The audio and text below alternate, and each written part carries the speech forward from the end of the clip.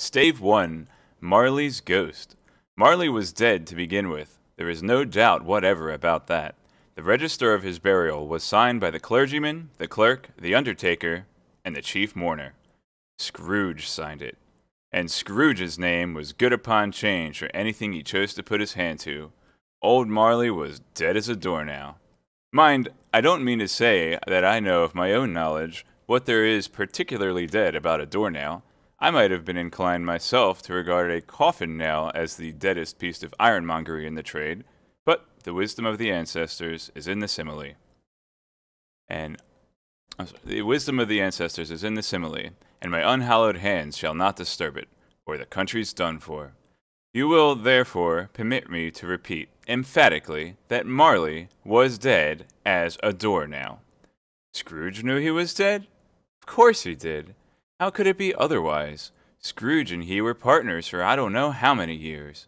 Scrooge was his sole executor, his sole administrator, his sole assign, his sole residuary legatee, his sole friend, and sole mourner. And even Scrooge was not so dreadfully cut up by the sad event, but that he was an excellent man of business on the very day of the funeral, and solemnized it with an undoubted bargain. The mention of Marley's funeral brings me back to the point I started from. There is no doubt that Marley was dead. This must be distinctly understood, or nothing wonderful can come out of the story I am going to relate. If we are not perfectly convinced that Hamlet's father died before the play began, there would be nothing more remarkable in his taking a stroll at night in an easterly wind upon his own ramparts than there would be in any other middle-aged gentleman rashly turning out after dark in a breezy spot, say St. Paul's churchyard, for instance, literally to astonish his son's weak mind. Scrooge never painted out old Marley's name. There it stood, years afterward, above the warehouse door, Scrooge and Marley. The firm was known as Scrooge and Marley. Sometimes people new to the business called Scrooge Scrooge, and sometimes Marley, but he answered to both names. It was all the same to him. Oh, but he was a tight-fisted hand at the grindstone, Scrooge, a squeezing, wrenching, grasping, scraping, clutching, covetous old sinner, hard and sharp as flint, from which no steel had ever struck out generous fire, secret and self-contained and solitary as an oyster. The cold within him froze his old features, nipped his pointed nose, shriveled his cheek, stiffened his gait, made his eyes red, his thin lips blue, and spoke out shrewdly in his grating voice. A frosty rime was on his head, and on his eyebrows and his wiry chin. He carried his own low temperature always about with him. He iced his coffee in the dog days, and didn't thaw it 1 degree at Christmas. Eternal heat and cold had little influence on Scrooge. No warmth could warm, no wintry weather chill him.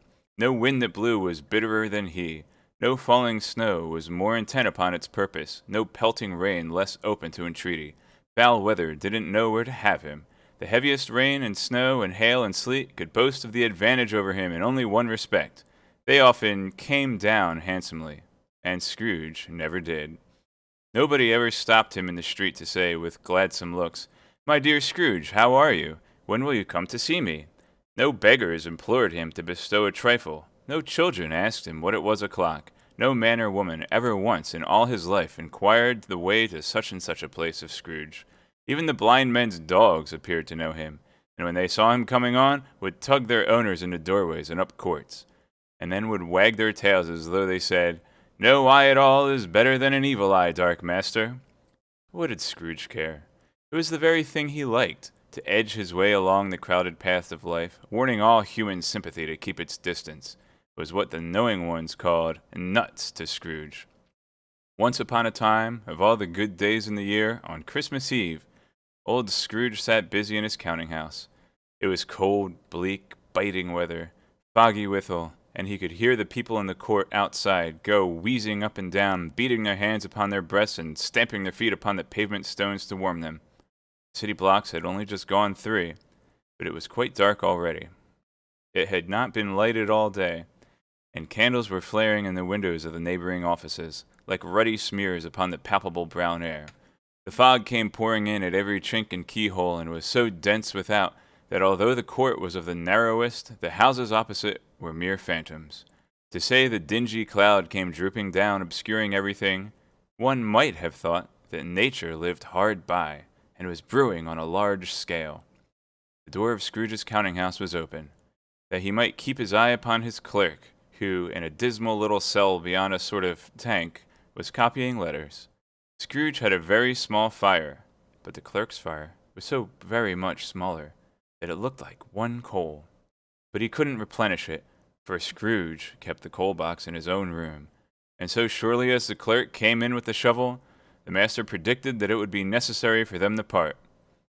Wherefore the clerk put on his white comforter and tried to warm himself at the candle, in which effort, not being a man of strong imagination, he failed. "Ah, Merry Christmas, Uncle! God save you!" cried a cheerful voice. It was the voice of Scrooge's nephew, who came upon him so quickly that this was the first intimation he had had of his approach. "Bah!" said Scrooge. "Humbug!" He had so heated himself with rapid walking in the fog and frost, this nephew of Scrooge's, that he was all in a glow. His face was ruddy and handsome. His eyes sparkled, and his breath smoked again. "Christmas a humbug, Uncle," said Scrooge's nephew. "You don't mean that, I am sure." "I do," said Scrooge. "Merry Christmas! What right have you to be merry? What reason have you to be merry? You're poor enough." "Come, then," returned the nephew gaily. "What right have you to be so dismal? What reason have you to be morose? You're rich enough." Scrooge, having no better answer ready on the spur of the moment, said, "Bah!" again, and followed it up with "Humbug!" "Don't be cross, Uncle," said the nephew. "What else can I be," returned the uncle, "when I live in such a world of fools as this? Merry Christmas! Out upon Merry Christmas! What's Christmas time to you but a time for paying bills without money, a time for finding yourself a year older and not an hour richer, a time for balancing your books and having every item in 'em through a round dozen of months presented dead against you?" "If I could work my will," said Scrooge indignantly, "every idiot who goes about with Merry Christmas on his lips should be boiled with his own pudding and buried with a stake of holly through his heart. He should." "Uncle," pleaded the nephew.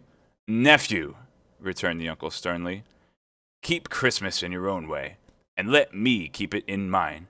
"Keep it?" repeated Scrooge's nephew. "But you don't keep it." "Let me leave it alone, then," said Scrooge. "Much good may it do you, much good it has ever done you." "There are many things from which I might have derived good, by which I have not profited, I dare say," returned the nephew. "Christmas among the rest. But I am sure I have always thought of Christmas time, when it has come round, apart from the veneration due its sacred name and origin, if anything belonging to it can be apart from that, as a good time, a kind, forgiving, charitable, pleasant time. The only thing I know of in the long calendar of the year when men and women seem by one consent to open their shut-up hearts freely and to think of people below them as if they really were fellow passengers to the grave, and not another race of creatures bound on their journeys.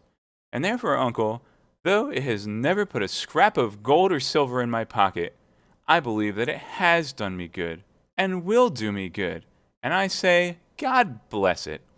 The clerk in the tank involuntarily applauded. Becoming immediately sensible of the impropriety, he poked the fire and extinguished the last frail spark forever. "Let me hear another sound from you," said Scrooge, "and you'll keep your Christmas by losing your situation. You're quite a powerful speaker, sir," he added, turning to his nephew. "I wonder you don't go into Parliament." "Don't be angry, Uncle. Come, dine with us tomorrow." Scrooge said that he would see him. Yes, indeed he did. He went the whole length of the expression and said that he would see him in that extremity first. "But why?" cried Scrooge's nephew. "Why?" "Why did you get married?" said Scrooge. "Because I fell in love." "Because you fell in love," growled Scrooge, as if that were the only one thing in the world more ridiculous than a Merry Christmas. "Good afternoon." "Nay, Uncle, but you never came to see me before that happened. Why give it as a reason for not coming now?" "Good afternoon," said Scrooge. "I want nothing from you. I ask nothing of you. Why cannot we be friends?" "Good afternoon," said Scrooge. "I am sorry with all my heart to find you so resolute. We have never had any quarrel to which I have been a party, but I have made the trial an homage to Christmas, and I'll keep my Christmas humor to the last. So a Merry Christmas, Uncle." "Good afternoon," said Scrooge. "And a Happy New Year." "Good afternoon," said Scrooge. His nephew left the room without an angry word, notwithstanding. He stopped at the other door to bestow the greetings of the season on the clerk, who, cold as he was warmer than Scrooge. for he returned them cordially. "There's another fellow," muttered Scrooge, who overheard him. "My clerk, with 15 shillings a week, and a wife and family, talking about a Merry Christmas. I'll retire to Bedlam." This lunatic, in letting Scrooge's nephew out, had let 2 other people in. They were portly gentlemen, pleasant to behold, and now stood with their hats off in Scrooge's office. They had books and papers in their hands, and bowed to him. "Scrooge and Marley's, I believe," said one of the gentlemen, referring to his list. "Have I the pleasure of addressing Mr. Scrooge, or Mr. Marley?" "Mr. Marley has been dead these 7 years," Scrooge replied. "He died 7 years ago, this very night." "We have no doubt that his liberality is well represented by his surviving partner," said the gentleman, presenting his credentials. It certainly was, for they had been 2 kindred spirits. At the ominous word liberality, Scrooge frowned and shook his head, and handed the credentials back.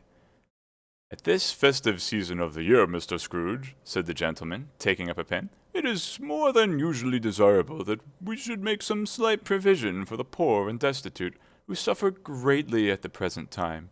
Many thousands are in want of common necessities. Hundreds of thousands are in want of common comfort, sir." "Are there no prisons?" asked Scrooge. "Plenty of prisons," said the gentleman, laying down the pen again. "And the Union of Workhouses?" demanded Scrooge. "Are they still in operation?" "They are, still," returned the gentleman.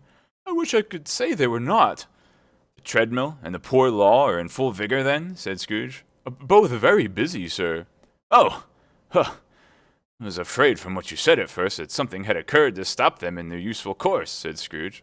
"I am very glad to hear it." "Under the impression that they are scarcely furnished Christian cheer of mind or body to the multitude," returned the gentleman. "A few of us are endeavoring to raise a fund to buy the poor some meat and drink and means of warmth. We choose this time because it is a time, of all others, when want is keenly felt, and abundance rejoices. What shall I put you down for?" "Nothing," Scrooge replied. "You wish to be anonymous?" "I wish to be left alone," said Scrooge. "Since you ask me what I wish, gentlemen, that is my answer. I don't make merry myself at Christmas, and I can't afford to make idle people merry. I help to support the establishments I have mentioned. They cost enough, and those who are badly off must go there. Many can't go there, and many would rather die."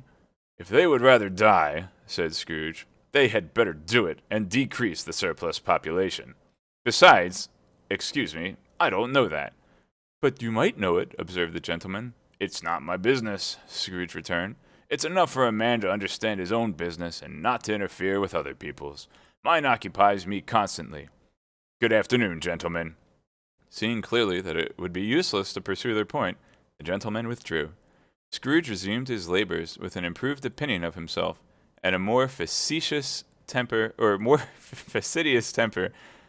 Wait, it is facetious than is usual with him. Is it? I'll have to look that up later. Meanwhile, the fog and darkness thickened so that people ran about with flaring links, proffering their services to go before horses and carriages and conduct them on their way. The ancient tower of a church, whose gruff old bell was always peeping slyly down at Scrooge out of the Gothic window in the hall, became invisible, and struck the hours and quarters in the clouds, with tremulous vibrations afterwards, as if its teeth were chattering in its frozen head up there. The cold became intense. The main street, at the corner of the court, some laborers were repairing the gas pipes, and had lighted a great fire in a brazier, round which a party of ragged men and boys were gathered, warming their hands and winking their eyes before the blaze in rapture. The water plug being left in solitude, its overflowing suddenly congealed and turned to misanthropic ice. The brightness of the shops, where holly sprigs and berries cracked in the lamp heat of the windows, made pale faces ruddy as they passed. Poulterers' and grocers' trades became a splendid joke, a glorious pageant with which it was next to impossible to believe that such a dull principles as bargain and sale had anything to do. The Lord Mayor, in the stronghold of the mighty mansion house, gave orders to his 50 cooks and butlers to keep Christmas as a Lord Mayor's house should, and even the little tailor, whom he had fined 5 shillings on the previous Monday for being drunk and bloodthirsty in the streets, stirred up tomorrow's pudding in his garret, while his lean wife and the baby sallied out to buy the beef. Foggier yet and colder, piercing, searching, biting cold. If the good Saint Dunstan had but nipped the evil spirit's nose with a touch of such weather as that, instead of using his familiar weapons, then indeed he would have roared to a lusty purpose. The owner of one scant young nose, gnawed and mumbled by the hungry cold as bones are gnawed by dogs, stooped down at Scrooge's keyhole to regard him with a Christmas carol. But at the first round of "God bless you, merry gentlemen, may nothing you dismay," Scrooge seized the ruler with such energy of action that the singer fled in terror, leaving the keyhole to the fog and even more congenial frost. At length the hour of shutting up the counting-house arrived. With an ill will, Scrooge dismounted from his stool and tacitly admitted the fact to the expectant clerk in the tank, who instantly snuffed out his candle and put on his hat. "You'll want all day tomorrow, I suppose," said Scrooge. "If quite convenient, sir." "It's not convenient," said Scrooge, "and it's not fair. If I was to stop half a crown for it, you'd think yourself ill-used, I'll be bound." The clerk smiled faintly. "And yet," said Scrooge, "you don't think me ill-used when I pay a day's wages for no work." The clerk observed that it was only once a year.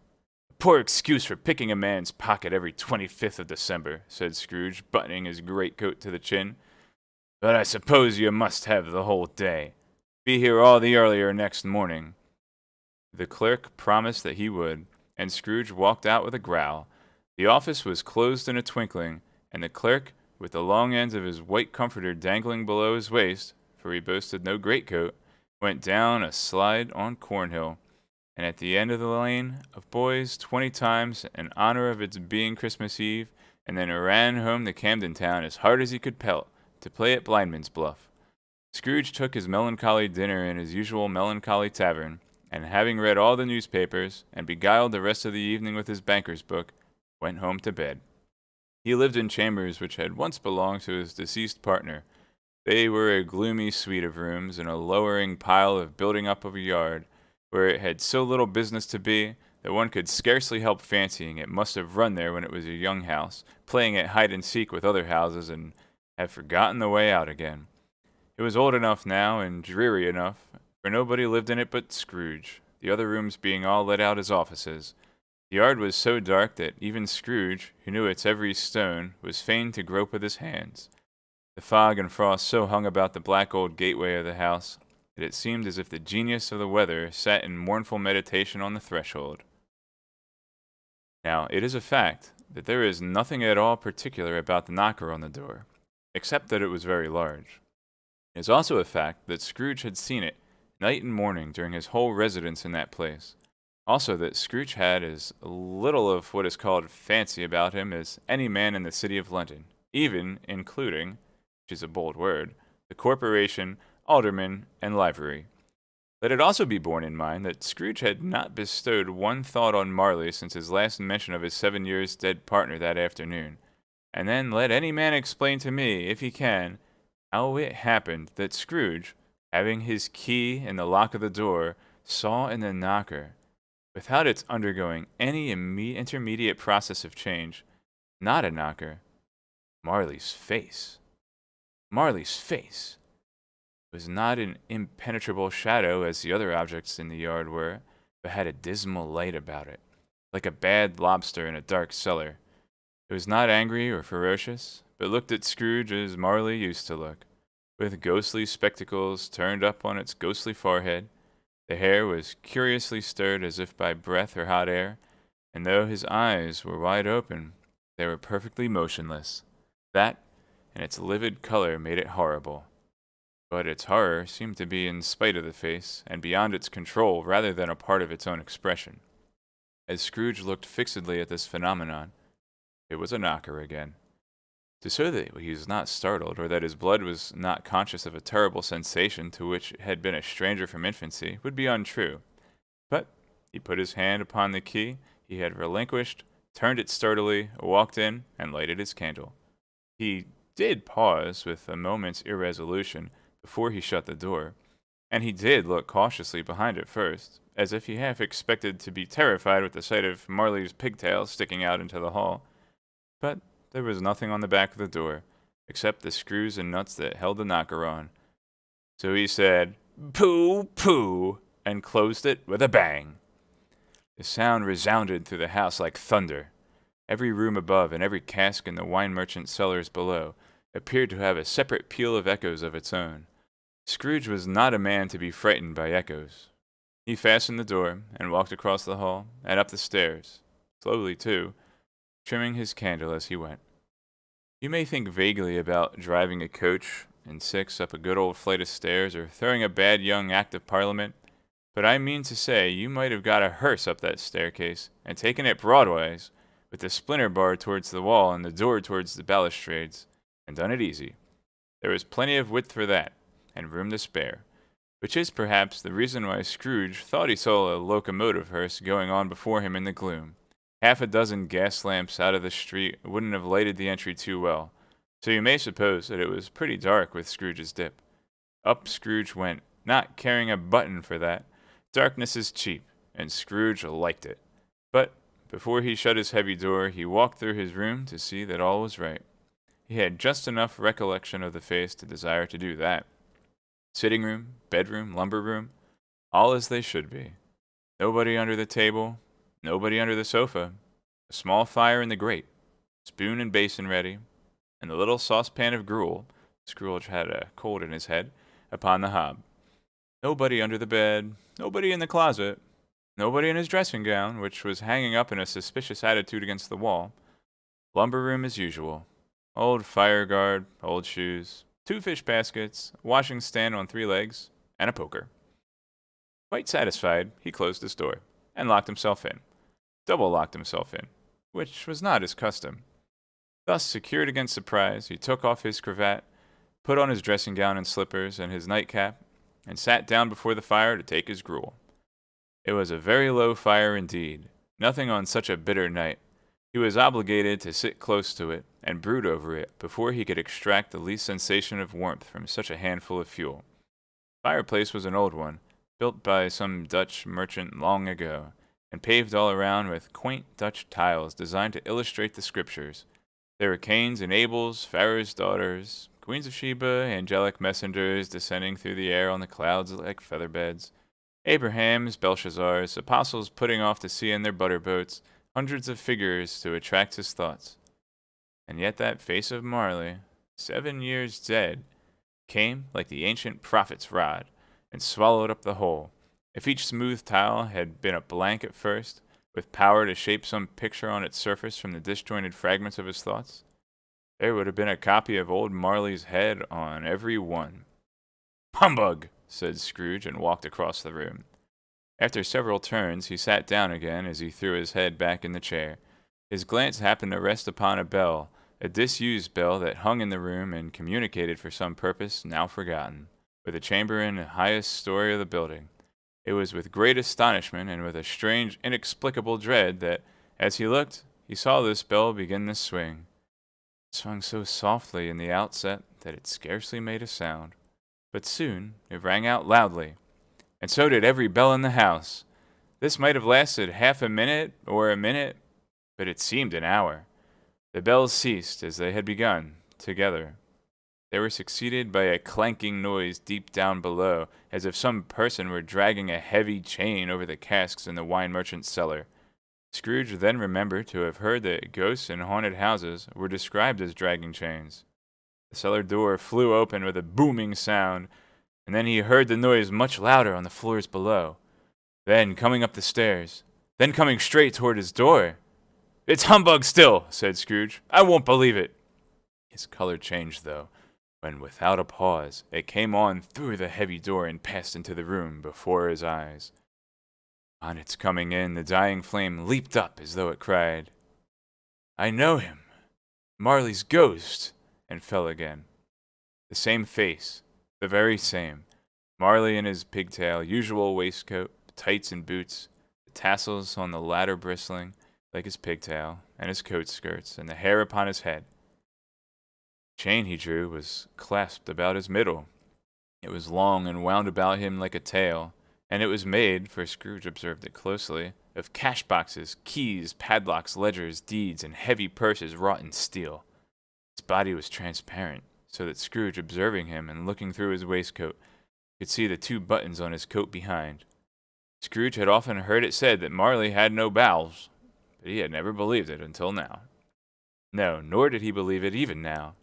Though he looked at the phantom through and through, and saw it standing before him, though he felt the chilling influence of its death-cold eyes, and marked the very texture of the folded kerchief bound about its head and chin, which wrapper he had not observed before, he was still incredulous, and fought against his senses. "How now?" said Scrooge, caustic and cold as ever. "What do you want with me?" "Much," Marley's voice, no doubt about it. "Who are you?" "Ask me who I was." "Who were you, then?" said Scrooge, raising his voice. "You're particular for a shade." He was going to say, "to a shade," but substituted this as more appropriate. "In life I was your partner, Jacob Marley." Can you sit down?" asked Scrooge, looking doubtfully at him. "I can." "Do it, then." Scrooge asked the question because he didn't know whether a ghost so transparent might find himself in a condition to take a chair, and felt that in the event of its being impossible, it might involve the necessity of an embarrassing explanation. But the ghost sat down on the opposite side of the fireplace, as if he were quite used to it. "You don't believe in me," observed the ghost. "I don't," said Scrooge. "What evidence would you have of my reality beyond that of your senses?" "I don't know," said Scrooge. "Why do you doubt your senses?" "Because," said Scrooge, "a little thing affects them. A slight disorder of the stomach makes them cheats. You may be an undigested bit of beef, a blot of mustard, a crumb of cheese, a fragment of an underdone potato. There's more gravy than grave about you, whatever you are." Scrooge was not much in the habit of cracking jokes, nor did he feel in his heart by any means waggish then. The truth is that he tried to be smart as a means of distracting his own attention and keeping down his terror, for the spectre's voice disturbed the very marrow in his bones. To sit staring at those fixed, glazed eyes in silence for a moment would play, Scrooge felt, the very deuce with him. There was something very awful, too, in the spectre's being provided with an infernal atmosphere of his own. Scrooge could not feel it himself, but this was clearly the case, for though the ghost sat perfectly motionless, its hair and skirts and tassels were still agitated as by the hot vapor from an oven. "You see this toothpick?" said Scrooge, returning quickly to the charge, for the reason just assigned, and wishing, though it were only for a second, to divert the vision's stony gaze from himself. "I do," replied the ghost. "You are not looking at it," said Scrooge. "But I see it," said the ghost, "notwithstanding." "Well," returned Scrooge, "I have but to swallow this, and be for the rest of my days persecuted by a legion of goblins, all of my own creation. Humbug, I tell you, humbug!" At this the spirit raised a frightful cry, and shook its chain with such a dismal and appalling noise that Scrooge held on tight to his chair to save himself from falling in a swoon. But how much greater was his horror when the phantom, taking off the bandage round his head as if it were too warm to wear indoors, its lower jaw dropped upon its breast. Scrooge fell upon his knees and clasped his hands before his face. "Mercy!" he said. "Dreadful apparition, why do you trouble me?" "Man of the worldly mind," replied the ghost, "do you believe in me or not?" "I do," said Scrooge. "I must. But why do spirits walk the earth, and why do they come to me?" "It is required of every man," the ghost returned, "that the spirit within him should walk abroad among his fellow men, and travel far and wide, and if that spirit goes not forth in life, it is condemned to do so after death. It is doomed to wander through the world. Oh, woe is me! And witness what it cannot share, but might have shared on earth, and turned to happiness." Again the spectre raised a cry, and shook its chain, and wrung its shadowy hands. "You are fettered," said Scrooge, trembling. "Tell me why." "I wear the chain I forged in life," replied the ghost. "I made it link by link, and yard by yard. I girded it on of my own free will, and of my own free will I wore it. Is its pattern strange to you?" Scrooge trembled more and more. Or would you know, pursued the ghost, the weight and length of the strong coil you bear yourself? It was full and heavy and long as this 7 Christmas Eves ago. You have labored on it since. It is a ponderous chain. Scrooge glanced about him on the floor, in the expectation of finding himself surrounded by some 50 or 60 fathoms of iron cable. He could see nothing. Jacob, he said imploringly. Oh, Jacob Marley, tell me more. Speak comfort to me, Jacob. I have none to give, the ghost replied. It comes from other regions, Ebenezer Scrooge, and is conveyed by other ministers to other kinds of men. Nor can I tell you what I would. A very little more is all permitted to me. I cannot rest, I cannot stay, I cannot linger anywhere. My spirit never walked beyond our counting-house, mark me. In my life, my spirit never roved beyond the narrow limits of our money-changing hole, and weary journeys lie before me. It was a habit with Scrooge, whenever he became thoughtful, to put his hands in his breeches pockets, pondering on what the ghost had said. He did so now, but without lifting up his eyes or getting off his knees. You must have been very slow about it, Jacob, Scrooge observed in a businesslike manner, though with humility and deference. Slow? The ghost repeated. 7 years dead, mused Scrooge. And traveling all the time? The whole time, said the ghost. No rest, no peace, incessant torture of remorse. You travel fast, said Scrooge. On the wings of the wind, replied the ghost. You might have got over a great quantity of ground in 7 years, said Scrooge. The ghost, on hearing this, set up another cry and clanked its chain so hideously in the dead silence of the night that the ward would have been justified in indicting it for a nuisance. "Oh, captive bound and double-ironed," cried the phantom, "not to know that ages of incessant labor by immortal creatures for this earth must pass into eternity before the good of which it is susceptible is all developed. Not to know that any Christian spirit working kindly in its little sphere, whatever it may be, will find its mortal life too short for its vast means of usefulness. Not to know that no space of regret can make amends for one's life's opportunities misused. Yet such was I! Oh, such was I!" "But you were always a good man of business, Jacob," faltered Scrooge, who now began to apply this to himself. "Business!" cried the ghost, wringing its hands again. "Mankind was my business. The common welfare was my business. Charity, mercy, forbearance, and benevolence were all my business. The dealings of my trade were but a drop of water in the comprehensive ocean of my business." It held up its chain at arm's length, as if it were the cause of all its unavailing grief, and flung it heavily upon the ground again. Thunk. "At this time of the rolling year," the spectre said, "I suffer most. Why did I walk through crowds of fellow beings with my eyes turned down, and never raise them to that blessed star which led the wise men to a poor abode? Were there no poor homes to which its light would have conducted me?" Scrooge was very much dismayed to hear the spectre going on at this rate, and began to quake exceedingly. "Hear me!" cried the ghost. "My time is nearly gone." "I will," said Scrooge. "Don't be hard upon me. Don't be flowery, Jacob, pray." "How it is that I appear before you in a shape that you can see, I may not tell. I have sat invisible beside you many and many a day." It was not an agreeable idea. Scrooge shivered and wiped the perspiration from his brow.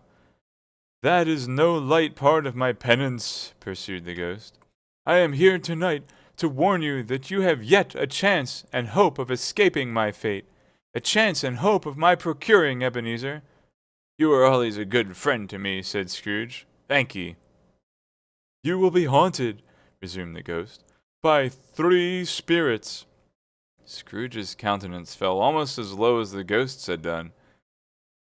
"Is that the chance and hope you mentioned, Jacob?" he demanded in a faltering voice. "It is." I think I'd rather not," said Scrooge.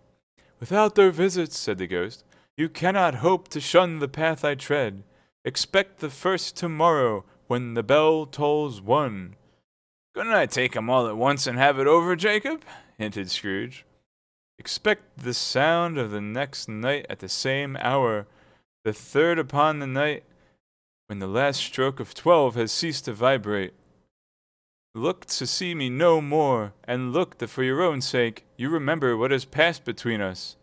When it had said these words, the spectre took its wrapper from the table, and bound it round its head as before. Scrooge knew this by the smart sound the teeth made when the jaws were brought together by the bandage. He ventured to raise his eyes again, and found his supernatural visitor confronting him in an erect attitude, with its chain wound over him about its arm. The apparition walked backward from him, and at every step it took, the window raised itself a little, so that when the spectre reached, it was wide open. Beckoned Scrooge to approach, which he did, and they were within 2 paces of each other. Marley's ghost held up its hand, warning him to come no nearer. Scrooge stopped, not so much in obedience as in surprise and fear, for, the raising of the hand, he became sensible of confused noises in the air, incoherent sounds of lamentation and regret, wailings inexpressibly sorrowful and self-accusatory. The spectre, after listening for a moment, joined in the mournful dirge, and floated out upon the bleak dark night. Scrooge followed the window. Desperate in his curiosity, he looked out. The air was filled with phantoms, wandering hither and thither in a restless haste, and moaning as they went. Every one of them wore chains like Marley's ghost.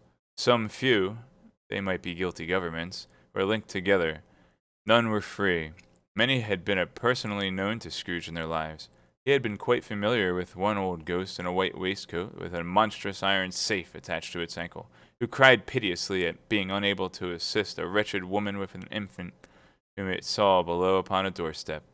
The misery with them all was clearly that they sought to interfere for good in human matters and had lost the power forever. Whether these creatures faded into mist or mist enshrouded them, he could not tell, but they and their spirit voices faded together, and the night became as it had been when he walked home. Scrooge closed the window and examined the door by which the ghost had entered. It was double locked, as he had locked it, with his own hands, and the bolts were undisturbed. He tried to say humbug, but stopped at the first syllable, and being from the emotions he had undergone, or the fatigues of the day, or his glimpse of the invisible world, or the dull conversation of the ghost, or the lateness of the hour, much in need of repose, went straight to bed without undressing, and fell asleep upon the instant.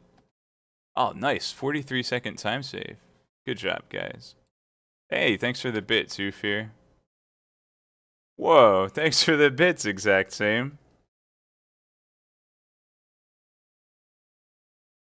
Yeah, I'll be here for a couple more hours, don't worry. Alright. Alright, I better keep this run up. We're ahead already. Stave 2, the first of the 3 spirits. When Scrooge awoke, it was so dark that, looking out of bed, he could scarcely distinguish the transparent window from the opaque walls of his chamber.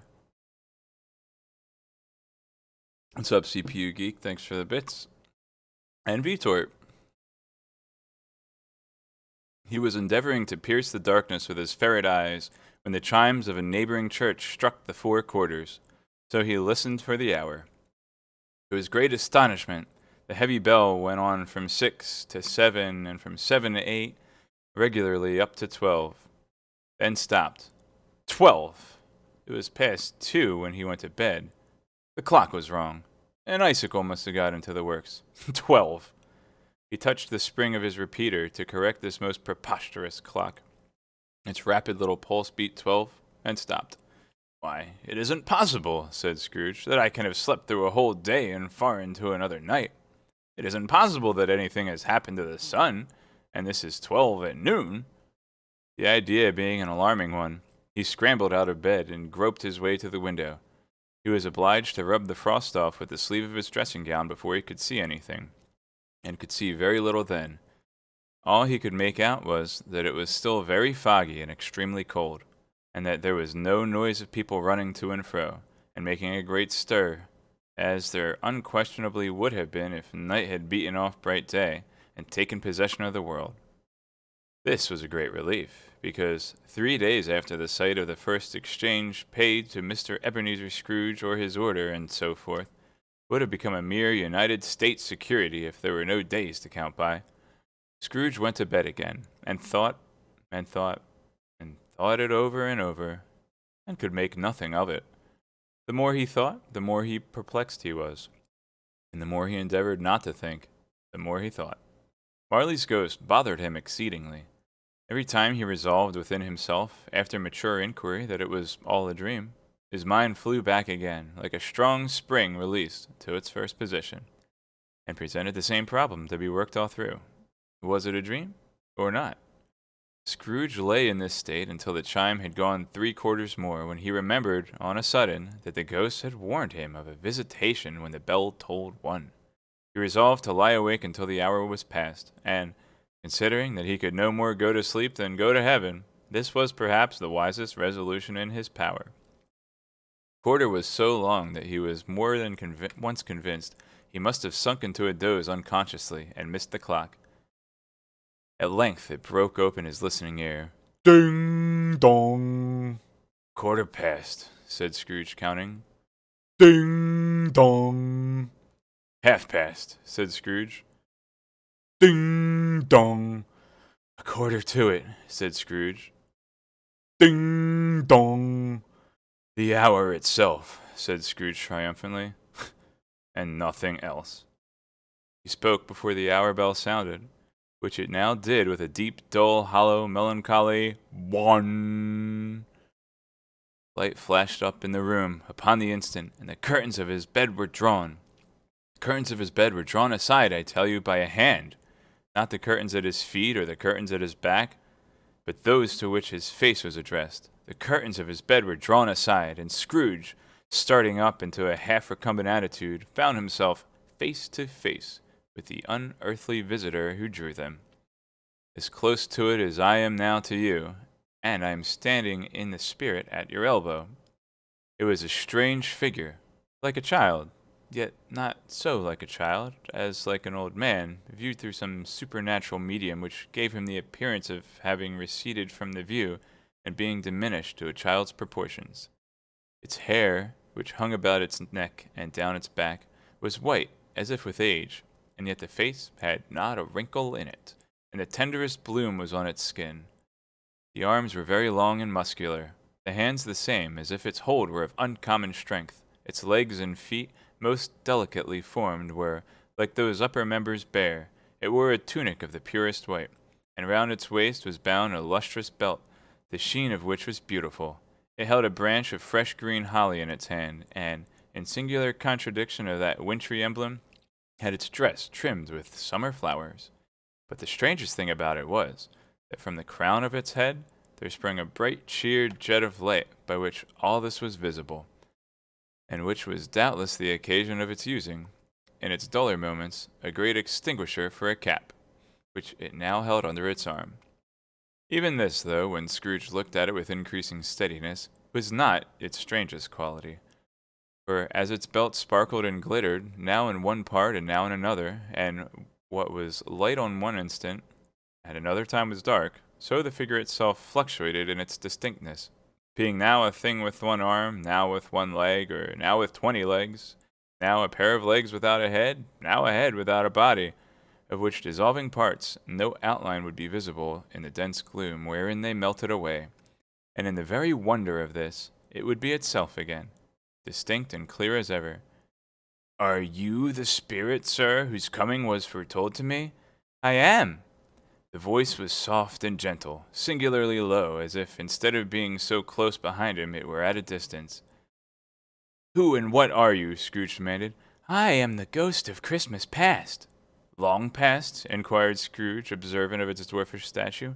"No, your past." Perhaps Scrooge could not have told anybody why, if anybody could have asked him, but he had a special desire to see the spirit in his cap, and begged him to be covered. "What!" exclaimed the ghost. "Would you so soon put out with worldly hands the light I give? Is it not enough that you are one of those whose passions made this cap, and forced me through whole trains of years to wear it low upon my brow? Scrooge reverently disclaimed all intention to offend or any knowledge of having wilfully bonneted the spirit at any point in his life. He then made bold to inquire what business brought him here. Your welfare, said the ghost. Scrooge expressed himself much obliged, but could not help thinking that a night of unbroken rest would have been more conducive to that end. The spirit must have heard him thinking, for it said immediately, Your reclamation, then. Take heed. It put out its strong hand as it spoke, and clasped him gently by the arm. Rise, and walk with me. It would have been in vain for Scrooge to plead that the weather and the hour were not adapted to pedestrian purposes, that bed was warm, and that the thermometer was a long way below freezing, that he was clad but lightly in his slippers, dressing gown, and nightcap, and that he had a cold upon him at that time. The grasp, though gentle as a woman's hand, was not to be resisted. He rose, but finding that the spirit made towards the window, clasped its robe in supplication. I am immortal, Scrooge remonstrated, and liable to fall. Bear but a touch of my hand, there, said the spirit, laying it upon his heart, and you shall be upheld in more than this. As the words were spoken, they passed through the wall and stood upon an open country road with fields on either land. The city had entirely vanished. Not a vestige of it was to be seen. The darkness and the mist had vanished with it, for it was a clear, cold winter day with snow upon the ground. Good heaven, said Scrooge, clasping his hands together as he looked out about him. I was bred in this place. I was a boy here. The spirit gazed upon him mildly.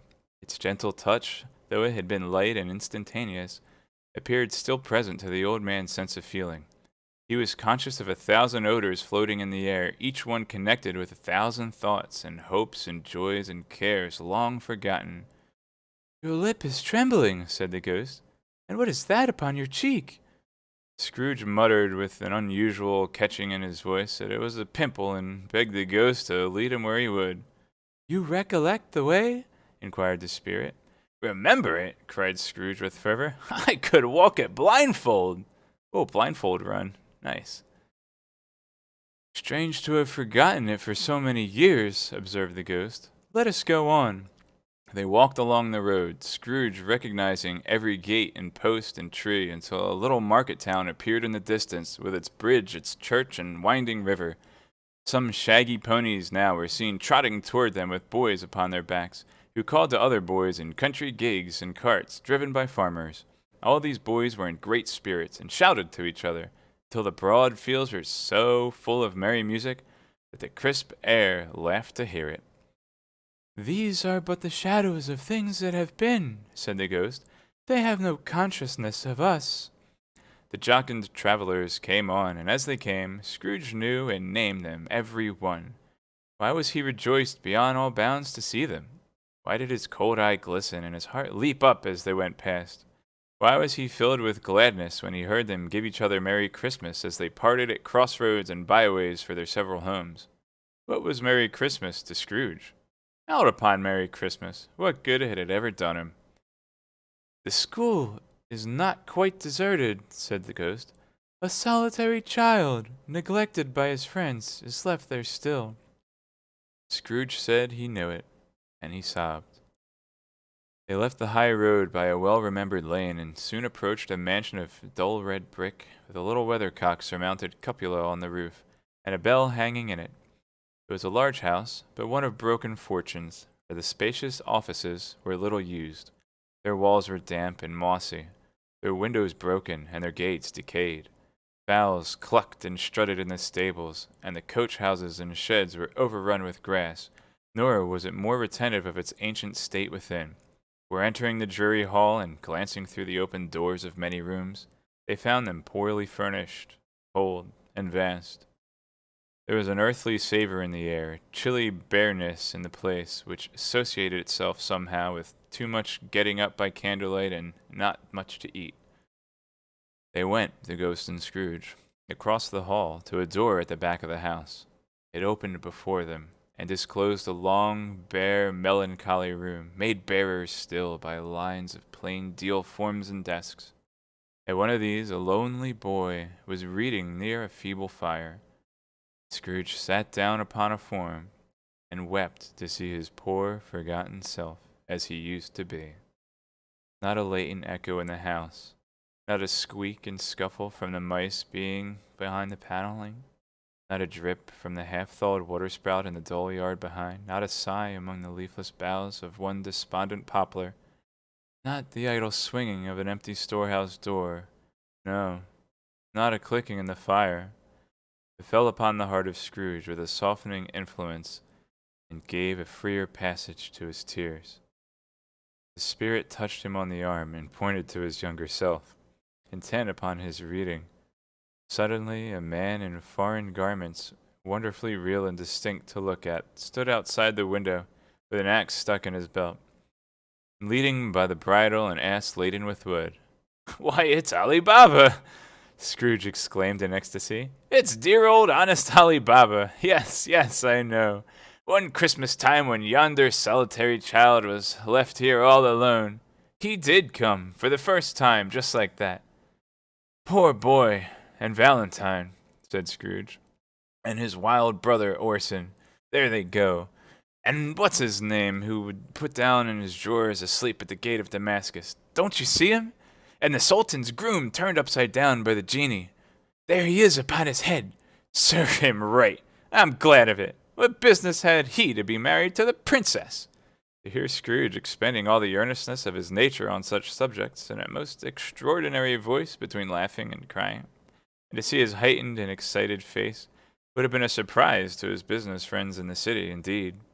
"There's the parrot!" cried Scrooge. "Green body and yellow tail, with a thing like a lettuce growing out of the top of its head. There he is!" Poor Robin Crusoe had called him when he had come home again after sailing around the island. Poor Robin Crusoe! Where have you been, Robin Crusoe? The man thought he was dreaming, but he wasn't. It was the parrot, you know. There goes Friday running for his life into the little creek. Halloa! Hoop-aloo! Then, with a rapidity of transition very foreign to his usual character, he said, in pity for his former self, "Poor boy!" and cried again.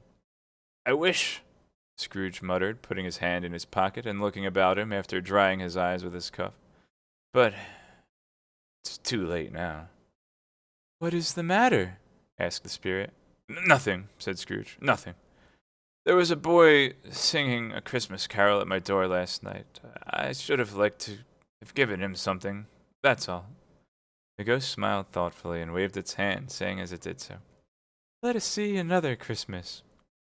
Scrooge's former self grew larger at the words, and the room became a little darker and more dirty. The panels shrunk, the windows cracked, fragments of plaster fell out of the ceiling, and the naked laths were shown inside instead. But how all this was brought about, Scrooge knew no more than you do.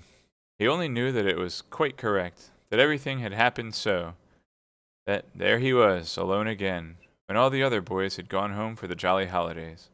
He was not reading now, but walking up and down despairingly. Scrooge looked at the ghost and, with a mournful shaking of his head, glanced anxiously towards the door. It opened, and a little girl, much younger than the boy, came darting in, and putting her arms about his neck, and often kissing him, addressed him as her dear, dear brother. "I have come to bring you home, dear brother," said the child, clapping her tiny hands and bending down to laugh. "To bring you home, home, home." "Home, little Fan?" returned the boy. "Yes," said the child, brimful of glee. "Home for good and all. Home forever and ever. Father is so much kinder than he used to be. That home's like heaven. He spoke so gently to me one dear night when I was going to bed that I was not afraid to ask him once more if you might come home. And he said, 'Yes, you should,' and sent me in a coach to bring you. And you're to be a man," said the child, opening her eyes, "and there are never to come back here. But first we're to be together all Christmas long and have the merriest time in all the world." "You're quite a woman, little Fan," exclaimed the boy. She clapped her hands and laughed and tried to touch his head, but being too little, laughed again, and stood on tiptoe to embrace him. Then she began to drag him in her childish eagerness towards the door, and he, nothing loath to go, accompanied her. A terrible voice in the hall cried, "Bring down Master Scrooge's box, there!" And in the hall appeared the schoolmaster himself, who glared on Master Scrooge with a ferocious condescension and threw him into the dreadful state of mind by shaking hands with him. He then conveyed him and his sister into the veriest old well of a shivering best parlor that ever was seen, where the maps upon the wall and the celestial and terrestrial globes in the windows were waxy with cloth. He had produced a decanter of curiously light wine and a block of curiously heavy cake, and administered installments of those dainties to the young people, at the same time sending out a meager servant to offer a glass of something to the postboy, who answered that he thanked the gentleman, but if it was the same tap as he had tasted before, he had rather not. Master Scrooge's trunk being by this time tied on the top of the chaise, the children bade the schoolmaster good-bye right willingly, and, getting into it, drove gaily down the garden sweep, the quick wheels dashing the hoar-frost and snow from the dark leaves of the evergreens like spray. "Always a delicate creature, whom a breath might have withered," said the ghost. "But she had a large heart." "So she did," cried Scrooge. "You are right. I will not gainsay it, spirit. God forbid." "She died a woman," said the ghost, "and had, as I think, children." "One child," Scrooge returned. "True," said the ghost. "Your nephew." Scrooge seemed uneasy in his mind, and answered briefly, "Yes." Although they had but that moment left the school behind them, they were now in the busy thoroughfares of a city where shadowy passengers passed and repassed, where shadowy carts and coaches battled for the way, and all the strife and tumult of a real city were. It was made plain enough by the dressing of the shops that here, too, it was Christmas time again. But it was evening, and the streets were lighted up. The ghost stopped at a certain warehouse door, and asked Scrooge if he knew it. "Know it?" said Scrooge. "Was I apprenticed here?" They went in. At sight of an old gentleman in a Welsh wig, sitting behind such a high desk that he had been 2 inches taller, he must have knocked his head against the ceiling. Scrooge cried in great excitement, "Why, it's old Fezziwig! Bless his heart, it's Fezziwig alive again!" Old Fezziwig laid down his pen and looked up at the clock, which pointed to the hour of 7. He rubbed his hands, adjusted his capacious waistcoat, laughed all over himself from his shoes to his organ of benevolence, and called out, in a comfortable, oily, rich, fat, jovial voice, "Yo, ho there, Ebenezer! Dick!"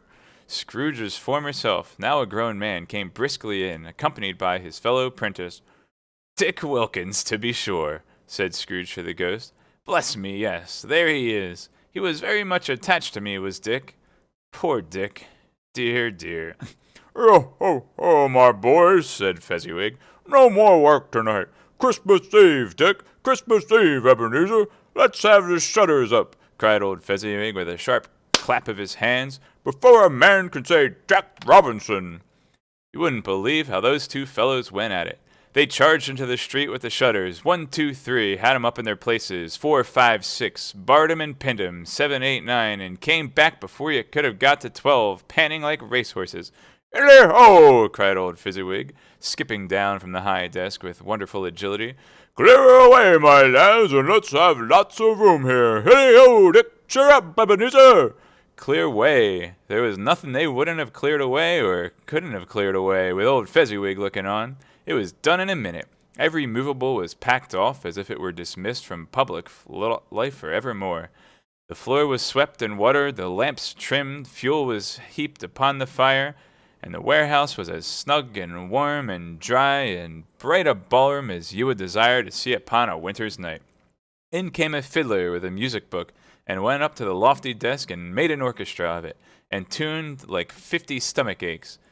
In came Mrs. Fezziwig, one vast substantial smile. In came 3 Miss Fezziwigs, beaming and lovable.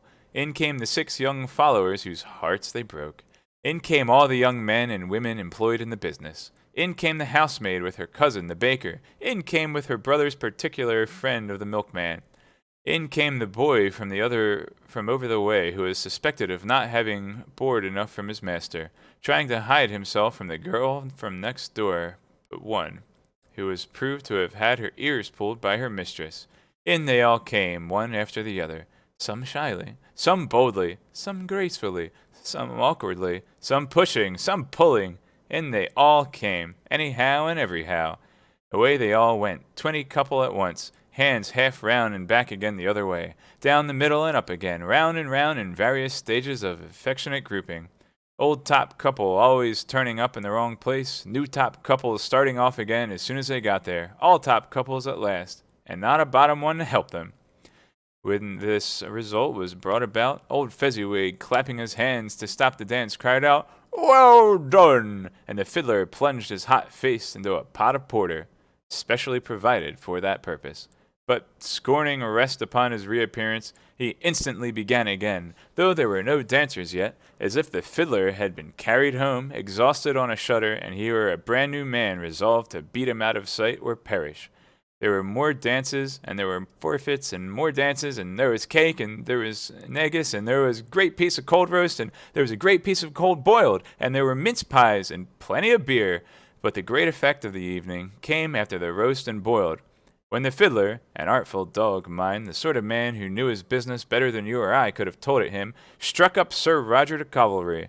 Then old Fezziwig stood out to dance with Mrs. Fezziwig, top couple too, with a good stiff piece of work cut out for them, 3 or 4 and 20 pair of partners, people who were not to be trifled with, people who would dance and had no notion of walking. But if they had been twice as many, 4 times, old Fezziwig would have been a match for them, and so would Mrs. Fezziwig. As to her, she was worthy to be his partner in every sense of the term. If that's not high praise, tell me higher, and I'll use it. A positive light appeared to issue from Fezziwig's calves. They shone in every part of the dance like moons. You couldn't have predicted, at any given time, what would have become of them next. And when old Fezziwig and Mrs. Fezziwig had gone all through the dance, advance and retire, both hands to your partner, bow and curtsy, corkscrew, thread the needle, and back again to your place, Fezziwig cut so deftly that he appeared to wink with his legs, and came upon his feet again without a stagger. When the clock struck 11, this domestic ball broke up. Mr. and Mrs. Fezziwig took their stations, one on either side of the door, and shaking hands with every person individually as he or she went out, wished him or her a Merry Christmas. When everybody had retired but the 2 prentices, they did the same to them, and thus the cheerful voices died away. The lads were left to their beds, which were under a counter in the back shop. During the whole of this time, Scrooge had acted like a man out of his wits. His heart and soul were in the scene, and with his former self. He corroborated everything, remembered everything, enjoyed everything, and underwent the strangest agitation. It was not until now, when the bright faces of his former self and Dick were turned from them, that he remembered the ghost, and became conscious that it was looking full upon him while the light upon its head burnt very clear. "A small matter," said the ghost, "to make these silly folks so full of gratitude." "Small!" echoed Scrooge. The spirit signed to him to listen to the 2 apprentices, who were pouring out their hearts in praise of Fezziwig, and when he had done so, said, "Why, is it not? He has spent but a few pounds of your mortal money, 3 or 4 perhaps. Is that so much that he deserves this praise?" "It isn't that," said Scrooge, heated by the remark and speaking unconsciously like his former, not his latter self. "It isn't that, spirit. He has the power to render us happy or unhappy, to make our service light or burdensome, a pleasure or a toil. Say that his power lies in words and looks, in things so slight and insignificant that it is impossible to add and count 'em up. What then? The happiness he gives is quite as great as if it cost a fortune." Felt the spirit's glance, and stopped. "What is the matter?" asked the ghost. "Nothing particular," said Scrooge. "Something, I think," the ghost insisted. "No," said Scrooge. "No, I should like to be able to say a word or two to my clerk just now. That's all." His former self turned down the lamps as he gave utterance to the wish, and Scrooge and the ghost again stood side by side in the open air. "My time grows short," observed the spirit. "Quick!" This was not addressed to Scrooge or to anyone whom he could see, but it produced an immediate effect, for again Scrooge saw himself. He was older now, a man in the prime of his life. His face had not the harsh and rigid lines of later years, but it had begun to wear with the signs of care and avarice. There was an eager, greedy, restless motion in the eye, which showed the passion that had taken root, and where the shadow of the growing tree would fall.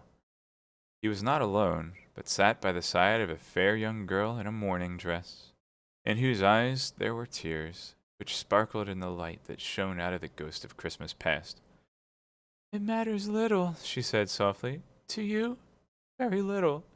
Another idol has displaced me, and if it can be cheer and comfort you in time to come as I would have tried to do, I have no just cause to grieve."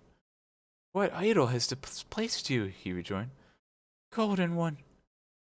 "Is this the even-handed dealing of the world?" he said. "There is nothing on which it is so hard as poverty. There is nothing it professes to condemn with such severity as the pursuit of wealth."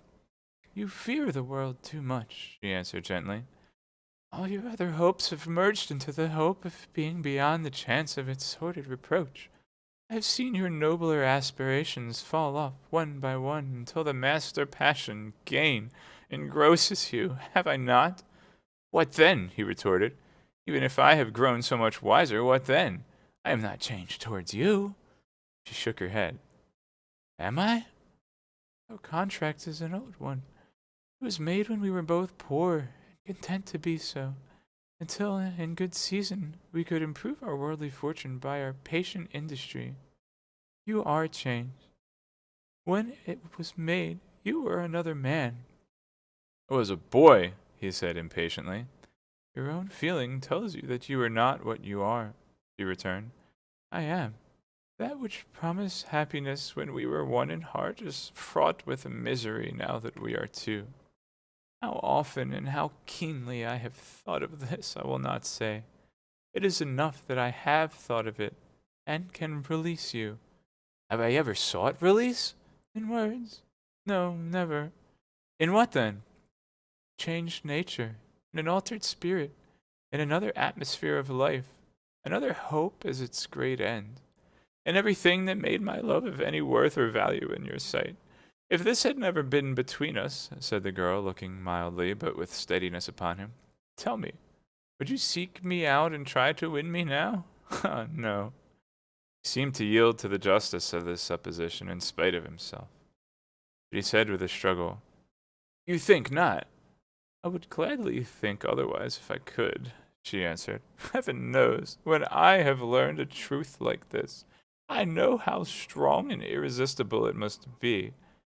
But if you were free today, tomorrow, yesterday, can I even believe that you would choose a dowerless girl?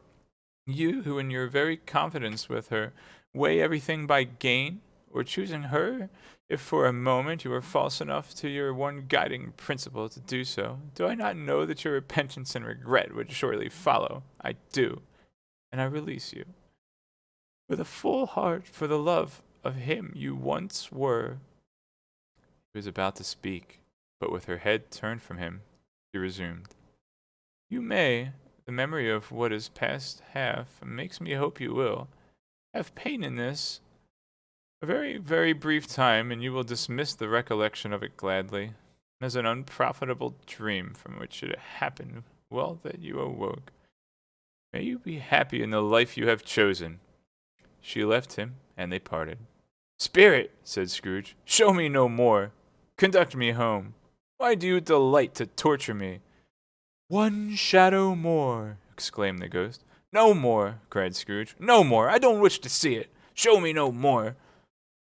But the relentless ghost pinioned him on both his arms and forced him to observe what happened next. They were in another scene and place, a room not very large or handsome, but full of comfort. Near to the winter fire sat a beautiful young girl, so like the last that Scrooge believed it was the same, till he saw her, now a comely matron, sitting opposite her daughter. The noise in this room was perfectly tumultuous, for there were more children there than Scrooge in his agitated state of mind could count, and unlike the celebrated herd in the poem, there were not 40 children conducting themselves like one, but every child was conducting itself like 40. The consequences were uproarious beyond belief, but no one seemed to care. On the contrary, the mother and daughter laughed heartily, and enjoyed it very much, and the latter, soon beginning to mingle in the sports, got pillaged by the young brigands most ruthlessly. What would I not have given to be one of them? Though I never could have been so rude, no, no. I wouldn't for the wealth of all the world have crushed that braided hair and torn it down. And for the precious little shoe, I wouldn't have plucked it off. God bless my soul to save my life. As to measuring her waist in sport, as they did, bold young brood, I couldn't have done it. I should have expected my arm to have grown round it for a punishment, and never come straight again. And yet, I should have dearly liked, I own, to have touched her lips, to have questioned her that she might have opened them, to have looked upon the lashes of her downcast eyes and never raised a blush, to have let loose waves of hair, an inch of which would be a keepsake beyond price. In short, I should have liked, I do confess, to have had the lightest license of a child, and yet to have been man enough to know its value. But now a knocking at the door was heard, and such a rush immediately ensued that she, with laughing face and plundered dress, was borne towards it at the center, a flushed and boisterous group, just in time to greet the father, who came home attended by a man laden with Christmas toys and presents.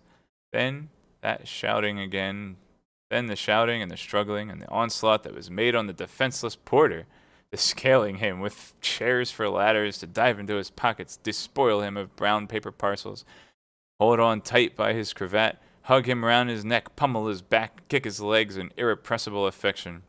The shouts of wonder and delight which the development of every package was received, the terrible announcement that the baby had been taken in the act of putting a doll's frying pan into his mouth, and was more than suspected of swallowing a fictitious turkey glued on a wooden platter, the immense relief of finding this a false alarm, the joy and gratitude and ecstasy, they are all indescribable alike.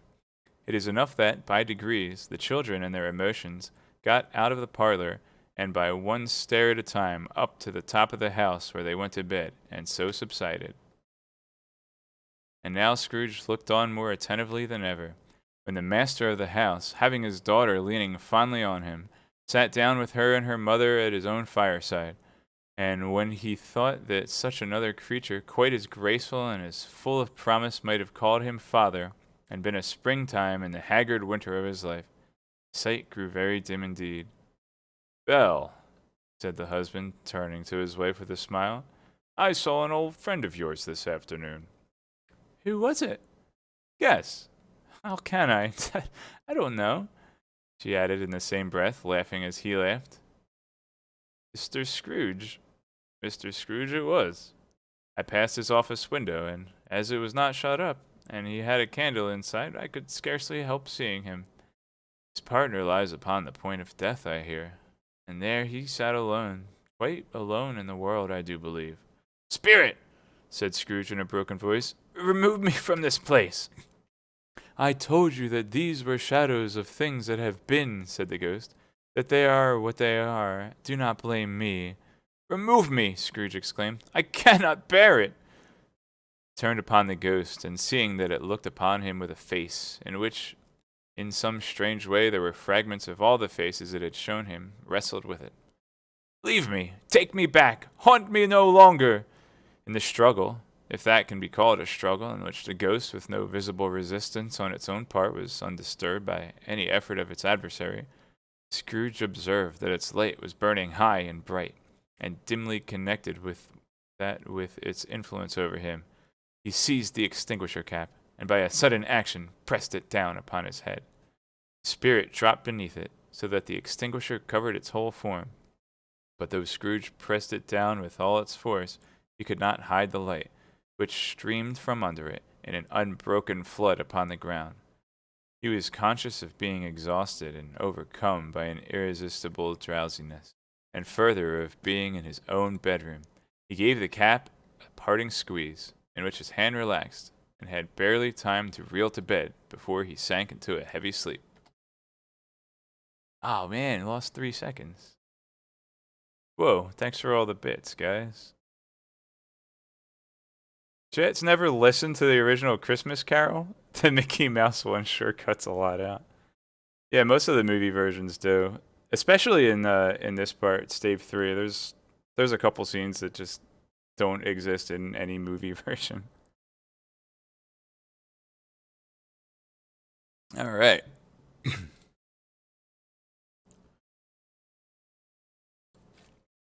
me just get a drink. Stave 3. The second of the three spirits. Feetorp, thanks for the more charity bits. The second of the three spirits. Awaking in the middle of a prodigiously tough snore, and sitting up in bed to get his thoughts together, Scrooge had no occasion to be told that the bell was again upon the stroke of 1. He felt that he was restored to consciousness in the right nick of time for the especial purpose of holding a conference with the second messenger dispatched to him through Jacob Marley's intervention. But finding that he turned uncomfortably cold when he began to wonder which of his curtains this new spectre would draw back, he put them every one aside with his own hands, and lying down again, established a sharp lookout all round the bed, for he wished to challenge the spirit on the moment of its appearance, and did not wish to be taken by surprise and made nervous. Gentlemen of the free and easy sort, who plume themselves on being acquainted with a move or two and being usually equal to the time of day, express the wide range of their capacity for adventure by observing that they are good for anything from pitch and toss to manslaughter, between which opposite extremes, no doubt, there lies a tolerably wide and comprehensive range of subjects. Without venturing for Mr. Scrooge quite as heartily as this, I don't mind calling on you to believe that he was ready for a good broad field of strange appearances, and that nothing between a baby and a rhinoceros would have astonished him very much. Now, being prepared for almost anything, he was not by any means prepared for nothing. And consequently, when the bells struck 1, no shape arrived. He was taken with a violent fit of trembling. 5 minutes, 10 minutes, quarter of an hour went by, and yet nothing came. All this time he lay upon his bed, the very core and center of a blaze of ruddy light, which streamed upon it when the clock proclaimed the hour, and which, being only light, was more alarming than a dozen ghosts, as he was powerless to make out what it meant or would be at, and was sometimes apprehensive that he might be at that very moment an interesting case of spontaneous combustion, without having the consolation of knowing it. At last, however, he began to think, as you or I would have thought at first, for it is always the person not in the predicament who knows what ought to have been done in it, and would unquestionably have done it too. At last, I say, he began to think that the source and secret of this ghostly light might be in the adjoining room, from whence, on further tracing it, it seemed to shine. This idea taking full possession of his mind, he got up softly and shuffled in his slippers to the door. The moment Scrooge's hand was on the lock, a strange voice called him by his name, and bade him enter. He obeyed. It was his own room, there was no doubt about that, but it had undergone a surprising transformation. The walls and ceiling were so hung with living green that it looked a perfect grove, from every part of which bright gleaming berries glistened.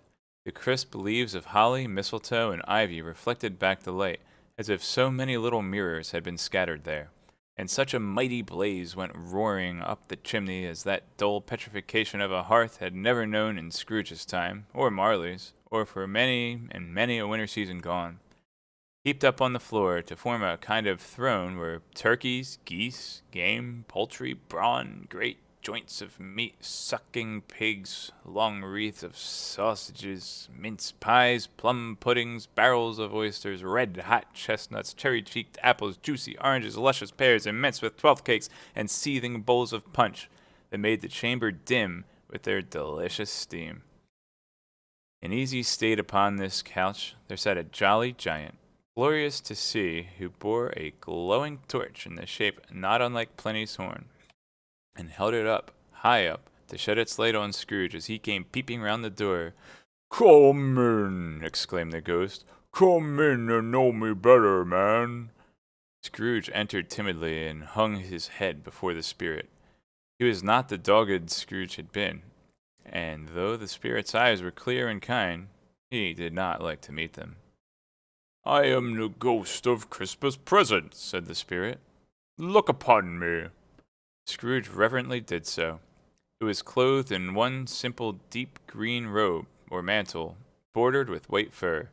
This garment hung so loosely on the figure that its capacious breast was bare, as if disdaining to be warded or concealed by any artifice. Its feet, observable beneath the ample folds of the garment, were also bare, and on its head it wore no other covering than a holly wreath, set here and there with shining icicles. Its dark brown curls were long and free, free as its genial face, its sparkling eye, its open hand, its cheery voice, its unconstrained demeanor, and its joyful air. Girded round its middle was an antique scabbard, but no sword was in it, and the ancient sheath was eaten up with rust. "You have never seen the like of me before," exclaimed the spirit. "Never," Scrooge made answer to it. "Have never walked forth with the younger members of my family, meaning, for I am very young, my elder brothers born in these later years," pursued the phantom. "I don't think I have," said Scrooge. "I am afraid I have not. Have you had many brothers, spirit?" "More than 1,800, said the ghost. Wow, this was written a long time ago. "A tremendous family to provide for," muttered Scrooge. The ghost of Christmas present rose. "Spirit," said Scrooge submissively, "conduct me where you will. I went forth last night on compulsion, and I learned a lesson which is working now. Tonight, if you have aught to teach me, let me profit by it." "Touch my robe." Scrooge did as he was told, and held it fast.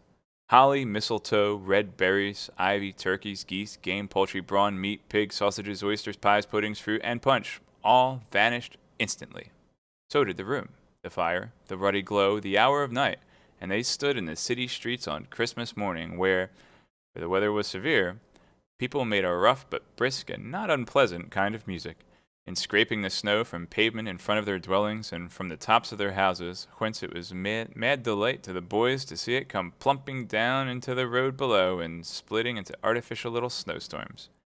The house fronts looked black enough, and the windows blacker, contrasting with the smooth white sheet of snow upon the roofs, and with the dirtier snow upon the ground, which last deposit had been plowed up in deep furrows by the heavy wheels of carts and wagons. Furrows that crossed and recrossed each other hundreds of times where the great sheets branched off, and made intricate channels hard to trace in the thick yellow mud and icy water. The sky was gloomy. The shortest streets were choked up with dingy mists, half thawed, half frozen, whose heavier particles descended in a shower of sooty atoms, as if all the chimneys in Great Britain had by one consent caught fire and were blazing away in their dear hearts' content. There was nothing very cheerful in the climate or the town, and yet was there an air of cheerfulness abroad that the clearest summer air and brightest summer sun might have endeavored to diffuse in vain. For the people who were shoveling away the housetops were jovial and full of glee, calling out to one another from the parapets, and now and then exchanging a facetious snowball, better-natured missile far than many a wordy jest, laughing heartily if it went right, and not less heartily if it went wrong. The poulterers' shops were still half open, and the fruiterers were radiant in their glory. There were great, round, pot-bellied baskets of chestnuts shaped like the waistcoats of jolly old gentlemen, lolling at the doors and tumbling out into the street in their apoplectic opulence. There were ruddy, brown-faced, broad-girthed Spanish onions, shining in the fatness of their growth like Spanish friars, and winking from their shelves in wanton slyness at the girls as they went by, and glanced demurely at the hung-up mistletoe. There were pears and apples clustered high in blooming pyramids. There were bunches of grapes made in the shopkeeper's benevolence to dangle from conspicuous hooks that people's mouths might water gratis as they passed. There were piles of filberts, mossy and brown, recalling in their fragrance ancient walks among the woods, and pleasant shufflings ankle-deep through withered leaves. There were Norfolk biffins, squat and swarthy, setting off the yellow of the oranges of the lemons, and in the great compactness of their juicy persons, urgently entreating and beseeching to be carried home in paper bags and eaten for dinner. The very gold and silver fish, set forth among these choice fruits in a bowl, though members of a dull and stagnant-blooded race, appeared to know that there was something going on, and to a fish went gasping round and round their little world in slow and passionless excitement. The grocers? Oh, the grocers, nearly closed with perhaps 2 shutters down or 1, but through those gaps such glimpses. It was not alone that the scales descending on the counter made a merry sound, or that the twine and roller parted company so briskly, or that the canisters were rattled up and down like juggling tricks, or even that the blended scents of tea and coffee were so grateful to the nose, or even that the raisins were so plentiful and rare, the almonds so extremely white, the sticks of cinnamon so long and straight, the other spices so delicious, the candied fruit so caked and spotted with molten sugar as to make the coldest lookers-on feel faint and subsequently bilious. Nor was it that the figs were all moist and pulpy, plumpy, or that the French plums blushed in modest tartness from their highly decorated boxes, or that everything was good to eat and in its Christmas dress, but the customers were all so hurried and so eager in the hopeful promise of the day that they tumbled up against each other at the door, crashing their wicker baskets wildly, and left their purchases upon the counter, and came running back to fetch them, and committed hundreds of the little mistakes in the best of humor possible, while the grocer and his people were so frank and fresh that the polished hearts with which they fastened their aprons behind might have been their own, worn outside for general inspection, and for Christmas dolls to peck at if they choose. But soon the steeples called good people all to church and chapel, and away they came, flocking through the streets in their best clothes and with their gayest faces. And at the same time there emerged from scores of by-streets, lanes, and nameless turnings innumerable people, carrying their dinners to the bakers' shops. The sight of these poor revelers appeared to interest the spirit very much, for he stood with Scrooge beside him in a baker's doorway, and, taking off the covers as their bearers passed, sprinkled incense on their dinners from his torch. And it was a very uncommon kind of torch, for once or twice, when there were angry words between some dinner carriers who had jostled each other, it shed a few drops of water on them from it, and their good humor was restored directly. For they said it was a shame to quarrel upon Christmas Day, and so it was. God love it, so it was. In time the bells ceased, and the bakers were shut up, and yet there was a genial shadowing forth of all these dinners, and the progress of their cooking, and the thawed blotch of wet above each baker's oven, where the pavement smoked as if its stones were cooking too. Is there a peculiar flavor in what you sprinkle from your torch? Asked Scrooge. There is, my own. Would it apply to any kind of dinner on this day? Asked Scrooge. To any kindly given. To a poor one most. Why to a poor one most? Asked Scrooge. Because it needs it most. Spirit, said Scrooge after a moment's thought, I wonder you, of all the beings in the many worlds upon us, should desire to cramp these people's opportunities of innocent enjoyment. I, cried the spirit, you would deprive them of their means of dining every seventh day, often the only day on which they can be said to dine at all, said Scrooge, wouldn't you? I, cried the spirit. You seek to close these places on the seventh day, said Scrooge, and it comes to the same thing. I seek, exclaimed the spirit. Forgive me if I am wrong. It has been done in your name, or at least in that of your family, said Scrooge. There are some upon this earth of yours, returned the spirit, who lay claim to know us, and who do their deeds of passion, pride, ill will, hatred, envy, bigotry, and selfishness in our name, who are as strange to us and all our kith and kin as if they had never lived. Remember that, and charge their doings on themselves, not us. Scrooge promised that he would, and they went on, invisible as they had been before, into the suburbs of the town. It was a remarkable quality of the ghost, which Scrooge had observed at the baker's, that notwithstanding his gigantic size, he could accommodate himself to any place with ease, and that he stood beneath a low roof, quiet as gracefully and like a supernatural creature as it was possible he could have done in any lofty hall. And perhaps it was the pleasure of the good spirit had in showing off this power of his, or else it was his own kind, generous, hearty nature and his sympathy with all poor men that led him straight to Scrooge's clerk's. For there he went, and took Scrooge with him.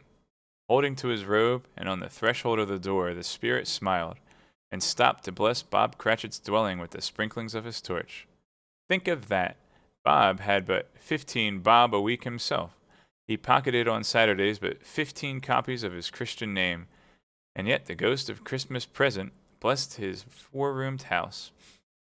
Then up rose Mrs. Cratchit, Cratchit's wife, dressed out but poorly in a twice-turned gown, but brave in ribbons, which are cheap, and make a godly show for sixpence, and she laid the cloth, assisted by Belinda Cratchit, second of her daughters, also brave in ribbons, while Master Peter Cratchit plunged a fork into his saucepan of potatoes, and getting the corners of his monstrous shirt collar, Bob's private property conferred upon his son and heir in honor of the day, into his mouth, rejoiced to find himself so gallantly attired, and yearned to show his linen in the fashionable parks. And now two smaller Cratchits, boy and girl, came tearing in, screaming that outside the baker's they had smelt a goose, and known it for their own, and basking in luxurious thoughts of sage and onion. These young Cratchits danced about the table, and exalted Master Peter Cratchit to the skies, while he, not proud, although his collars nearly choked him, blew the fire, until the slow potatoes, bubbling up, knocked loudly at the saucepan lid to be let out and peeled. "What has ever got into your precious father, then?" said Mrs. Cratchit, "and your brother, Tiny Tim? And why, Martha, weren't as late as Christmas Day by half an hour?" "Here's Martha, mother," said a girl, appearing as she spoke. "Here's Martha, mother," cried the two young Cratchits. "Hurrah, there's such a goose, Martha." "Why, bless your heart alive, my dear, how late you are," said Mrs. Cratchit, kissing her a dozen times and taking off her shawl and bonnet for her with officious zeal. "We had a deal of work to finish up last night," replied the girl, "and had to clear away this morning, mother." "Well, never mind so long as you are come," said Mrs. Cratchit. "Sit ye down before the fire, my dear, and have a warm, Lord bless ye." "No, no, there's father coming," cried the two young Cratchits, who were everywhere at once. "Hide, Martha, hide!" So Martha hid herself, and in came little Bob, the father, with at least 3 feet of comforter, exclusive of the fringe, hanging down before him, and his threadbare clothes darned up and brushed to look seasonable. Tiny Tim upon his shoulder. Alas, for Tiny Tim, he bore a little crutch, and had his limbs supported by an iron frame. "Why, where's our Martha?" cried Bob Cratchit, looking round. "Not coming," said Mrs. Cratchit. "Not coming?" said Bob, with a sudden declension in his high spirits, for he had been Tim's blood horse all the way from church, and had come home rampant. "Not coming upon Christmas Day?" Martha didn't like to see him disappointment, if it were only for a joke, so she came out prematurely from behind the closet door, and ran into his arms, while the two young Cratchits hustled Tiny Tim and bore him off into the wash-house, that he might hear the pudding singing on the copper. "And how did little Tim behave?" asked Mrs. Cratchit, when she had rallied Bob on his credulity, and Bob had hugged his daughter to his heart's content. "As good as gold," said Bob, "and better. Somehow he gets thoughtful sitting by himself so much, and thinks the strangest things you've ever heard. He told me, coming home, that he hoped the people saw him in the church because he was a cripple, and it might be pleasant to them to remember upon Christmas Day who made lame beggars walk and blind men see." Bob's voice was tremulous when he told them this, and trembled more when he said that Tiny Tim was growing strong and hearty. His active little crutch was hard upon the floor, and back came Tiny Tim before another word was spoken, escorted by his brother and sister to his stool beside the fire, and while Bob, turning up his cuffs, as if, poor fellow, they were capable of being made more shabby, compounded some hot mixture in a jug with gin and lemons, and stirred it round and put it on the hob to simmer. Master Peter and the two ubiquitous young Cratchits went to fetch the goose, with which they soon returned in high procession. Such a bustle ensued that you might have thought a goose the rarest of all birds, a feathered phenomenon to which a black swan was a matter of course, and in truth, it was something very like it in that house. Mrs. Cratchit made the gravy, ready beforehand in a little saucepan, hissing hot. Master Peter mashed the potatoes with incredible vigor. Miss Belinda sweetened up the applesauce. Martha dusted the hot plates. Bob took Tiny Tim beside him in a tiny corner at the table. The two young Cratchits set chairs for everybody, not forgetting themselves, and mounting guard upon their posts, crammed spoons in their mouths lest they should shriek for goose before their turn came to be helped. At last the dishes were set on, and grace was said. It was succeeded by a breathless pause, as Mrs. Cratchit, looking slowly all along the carving knife, prepared to plunge it into the breast. But when she did, and when the long-expected gush of stuffing issued forth, one murmur of delight arose all round the board, and even Tiny Tim, excited by the two young Cratchits, beat on the table with the handle of his knife and feebly cried, "Hurrah!" There never was such a goose. Bob said he didn't believe there ever was such a goose cooked. Its tenderness and flavor, size and cheapness, were the themes of universal admiration. Eked out by applesauce and mashed potatoes, it was a sufficient dinner for the whole family. Indeed, as Mrs. Cratchit said with great delight, surveying one small atom of a bone upon the dish, they hadn't ate it all at last, yet every one had had enough. And the youngest Cratchits in particular were steeped in sage and onion to the eyebrows. But now, the plates being changed by Miss Belinda, Mrs. Cratchit left the room alone, too nervous to bear witness. Take the pudding up and bring it in. Suppose it should not be done enough. Suppose it should break in turning out. Suppose somebody should have got over the wall of the backyard and stolen it while they were merry with the goose, a supposition at which the two young Cratchits became livid. All sorts of horrors were supposed.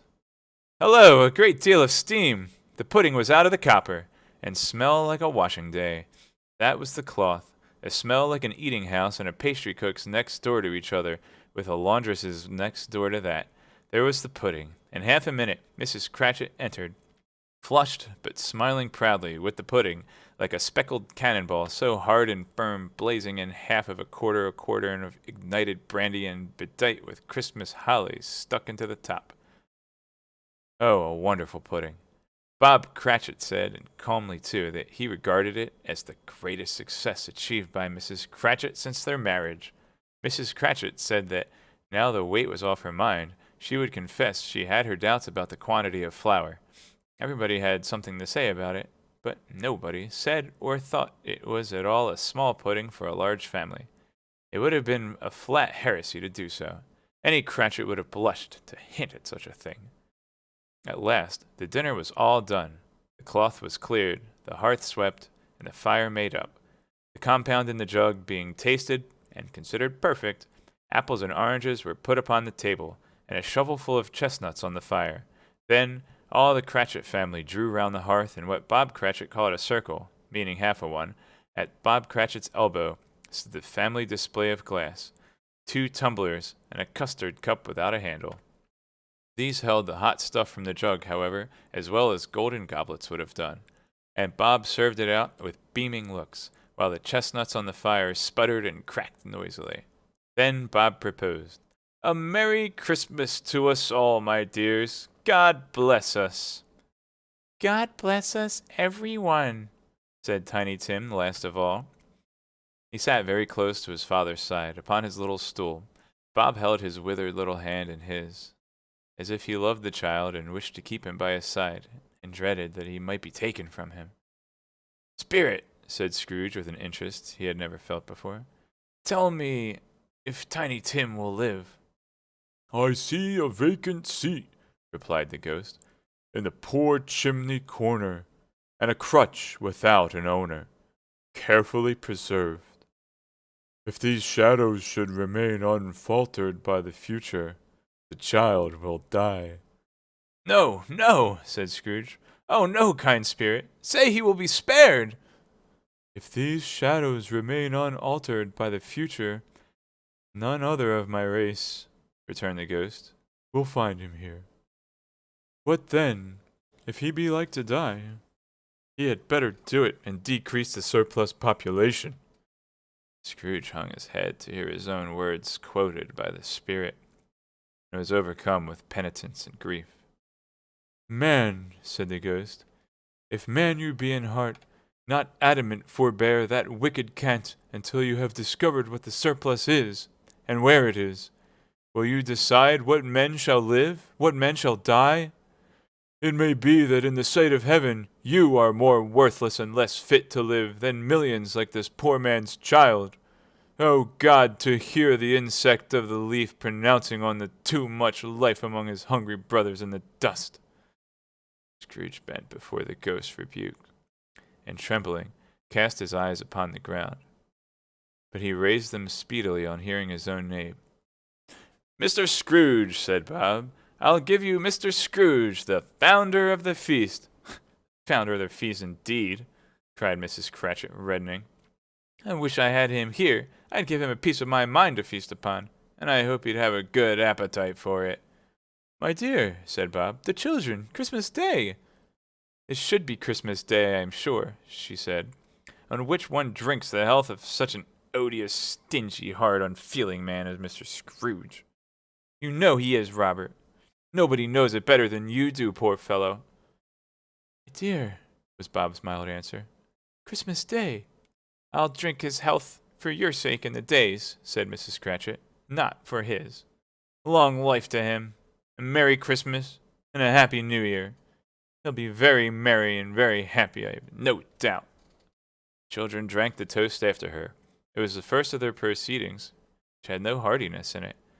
Tiny Tim drank it last of all, but he didn't care tuppence for it. Scrooge was the ogre of the family. The mention of his name cast a dark shadow on the party, which was not dispelled for full 5 minutes. After it had passed away, they were 10 times merrier than before, from the mere relief of Scrooge the Baleful being done with. Bob Cratchit told them how he had a situation in his eye for Master Peter, which would bring in, if obtained, full 5 and 6 pence weekly. The 2 young Cratchits laughed tremendously at the idea of Peter's being a man of business. Peter himself looked thoughtfully at the fire from between his collars, as if he were deliberating what particular investments he should favor when he came into the receipt of that bewildering income.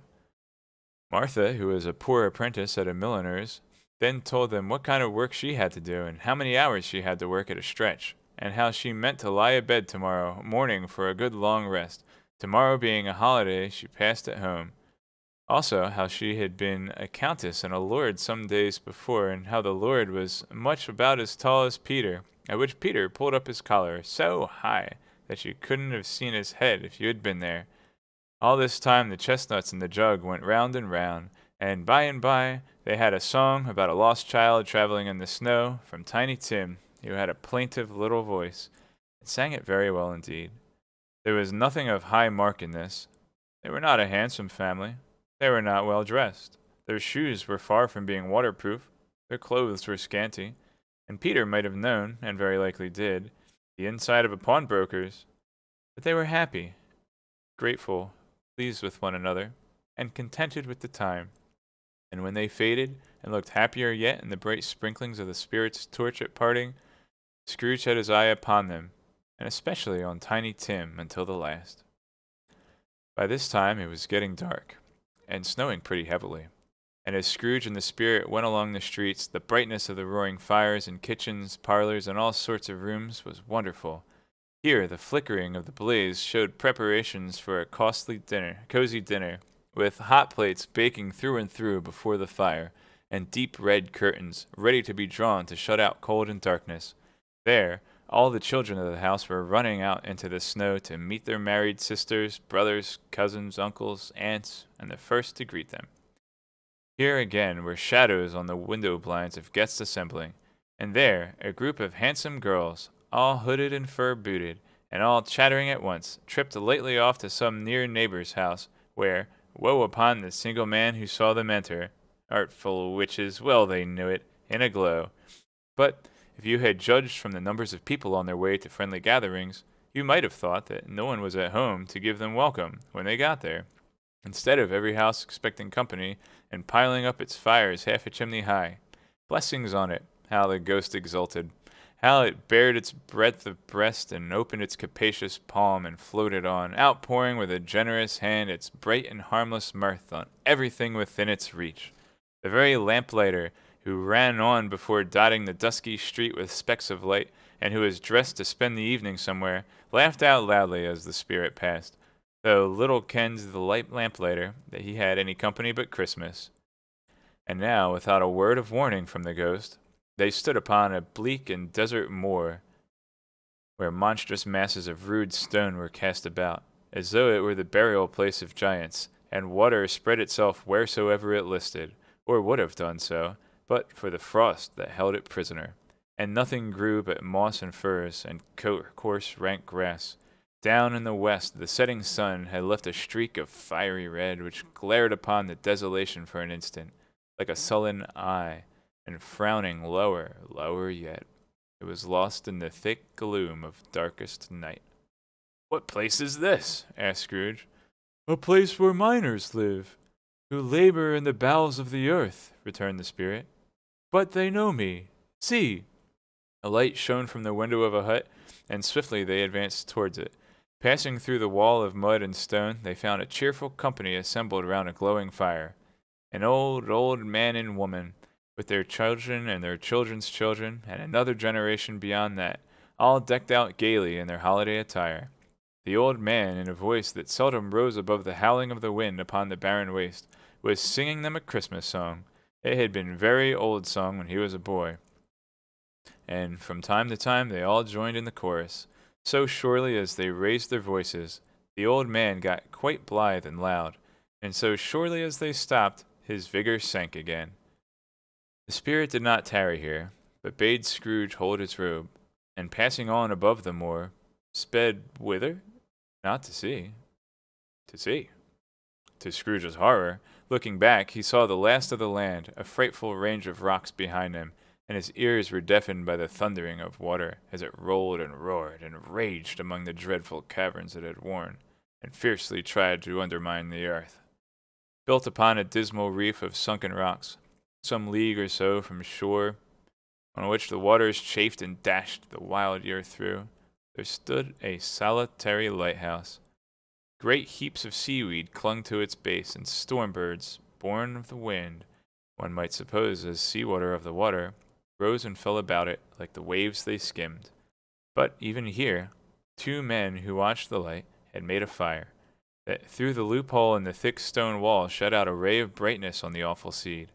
Joining their horny hands over the rough table at which they sat, they wished each other Merry Christmas in their can of grog, and one of them, the elder too, with his face all damaged and scarred with hard weather, as the figurehead of an old ship might be, struck up a sturdy song that was like a gale in itself. Again, the ghost sped on, above the black and heaving sea, on, until being far away, as he told Scrooge from any shore, they lighted on a ship. He stood beside the helmsman at the wheel, the lookout in the bow, the officers who had the watch, dark ghostly figures in their several stations, but every man among them hummed a Christmas tune, or had a Christmas thought, or spoke below his breath to his companion of some bygone Christmas day, with homeward hopes belonging to it. And every man on board, waking or sleeping, good or bad, had a kinder word for another on that day than on any day in the year, and had shared to some extent in its festivities, and had remembered that he cared for at a distance, and had known that they delighted to remember him. It was a great surprise to Scrooge, while listening to the moaning of the wind and thinking what a solemn thing it was to move on through the lonely darkness over an unknown abyss whose depths were secrets as profound as death. It was a great surprise to Scrooge, while thus engaged, to hear a hearty laugh. It was a much greater surprise to Scrooge to recognize it as his own nephew's, and to find himself in a bright, dry, gleaming room, with the spirit standing smiling by his side, and looking at that same nephew with approving affability. "Ha ha!" laughed Scrooge's nephew. "Ha ha ha! If you should happen, by any unlikely chance, to know a man more blessed in a laugh than Scrooge's nephew, all I can say is, I should like to know him too. Introduce him to me, and I'll cultivate his acquaintance. It is a fair, even-handed, noble adjustment of things, that while there is infection and disease and sorrow, there is nothing in the world so irresistibly contagious as laughter and good humor." When Scrooge's nephew laughed in this way, holding his sides, rolling his head, and twisting his face into the most extravagant contortions, Scrooge's niece by marriage laughed as heartily as he, and their assembled friends, being not a bit behindhand, roared out lustily, "Ha ha ha ha ha ha! He said that Christmas was a humbug, as I live!" cried Scrooge's nephew. "He believed it, too!" "More shame for him, Fred," said Scrooge's niece indignantly. "Bless those women, they never do anything by halves. They are always in earnest." She was very pretty, exceedingly pretty, with a dimpled, surprised-looking capital face, a ripe little mouth that seemed made to be kissed, as no doubt it was, all kinds of good little dots about her chin that melted into one another when she laughed, and the sunniest pair of eyes you ever saw on any little creature's head. Altogether, she was what you would have called provoking, you know, but satisfactory, too. Oh, perfectly satisfactory. He's a comical old fellow, said Scrooge's nephew. That's the truth, and not so pleasant as he might be. However, his offenses carry their own punishment, and I have nothing to say against him. I'm sure he is very rich, Fred, hinted Scrooge's niece. At least, you always tell me so. What of that, my dear? Said Scrooge's nephew. His wealth is of no use to him. He don't do any good with it. He don't make himself comfortable with it. He hasn't the satisfaction of thinking, ha ha ha, that he is ever going to benefit us with it. I have no patience with him, observed Scrooge's niece. Scrooge's niece's sisters and all the other ladies expressed the same opinion. Oh, I have, said Scrooge's nephew. I am sorry for him. I couldn't be angry with him if I tried. Who suffers by his ill whims? Himself, always. Here he takes it into his head to dislike us, and he won't come and dine with us. What's the consequence? He don't lose much of a dinner. Indeed, I think he loses a very good dinner, interrupted Scrooge's niece. Everybody else said the same, and they must be allowed to have been competent judges, because they had just had dinner, and with the dessert upon the table were clustered round the fire by lamplight. Well, I'm very glad to hear it, said Scrooge's nephew, because I haven't great faith in these young housekeepers. What do you say, Topper? Topper had clearly got his eye upon one of Scrooge's niece's sisters, for he answered that a bachelor was a wretched outcast, who had no right to express an opinion on the subject, whereat Scrooge's niece's sister, the plump one with the lace tucker, not the one with the roses, blushed. Do go on, Fred, said Scrooge's niece, clapping her hands. He never finishes what he begins to say. He is such a ridiculous fellow.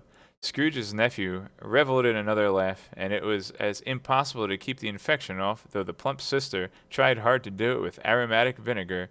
His example is unanimously followed.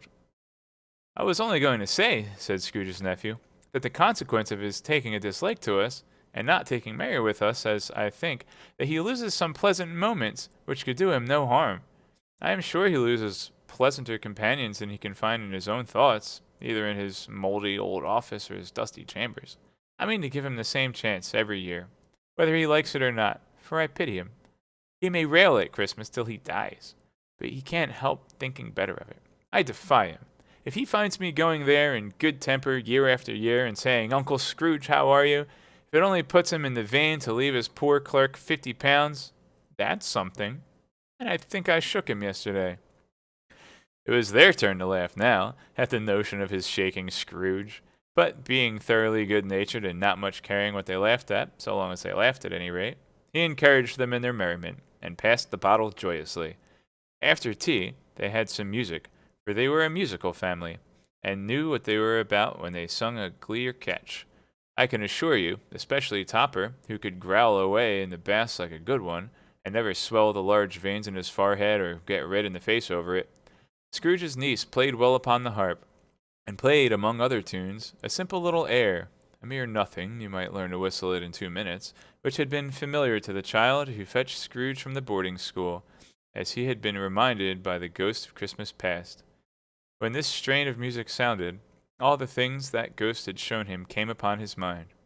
He softened more and more, and thought that if he could have listened to it often, years ago, he might have cultivated the kindness of life for his own happiness, with his own hands, without resorting to the sexton's spade that buried Jacob Marley. But they didn't devote the whole evening to music. After a while, they played at forfeits, for it is good to be children sometimes, and never better than at Christmas, when its mighty founder was a child himself. Stop! There was a first game at Blindman's Bluff. Of course there was. And I no more believe Topper was really blind than I believe he had eyes in his boots. My opinion is that it was the done thing between him and Scrooge's nephew, and that the ghost of Christmas present knew it. The way he went after that plump sister and the lace tucker was an outrage on the credulity of human nature, knocking down the fire irons, tumbling over the chairs, bumping up against the piano, smothering himself against the curtains. Wherever she went, there went he. He always knew where the plump sister was. He wouldn't catch anybody else. If you had fallen up against him, as some of them did, on purpose, he would have made a feint of endeavoring to seize you. which would have been an affront to your understanding, and would instantly have sidled off in the direction of the plump sister. She often cried out that it wasn't fair, and it really was not. But when at last he caught her, when in spite of all her silken ricelings and her rapid flutterings past him, he got her into a corner whence there was no escape, then his conduct was the most execrable.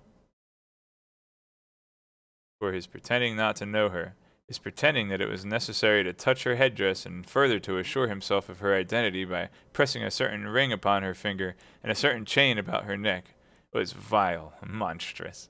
No doubt she told him her opinion of it when, another blind man being in office, they were so very confidential together behind the curtains. Scrooge's niece was not one of the blind man's bluff party, but was made comfortable with a large chair and a footstool, in a snug corner where the ghost and Scrooge were close behind her, but she joined in the forfeits, and loved her love to admiration with all the letters of the alphabet. Likewise at the game of how, when, and where, she was very great, and at the secret joy of Scrooge's nephew, beat her sisters hollow. Though they were sharp girls too, as Topper could have told you.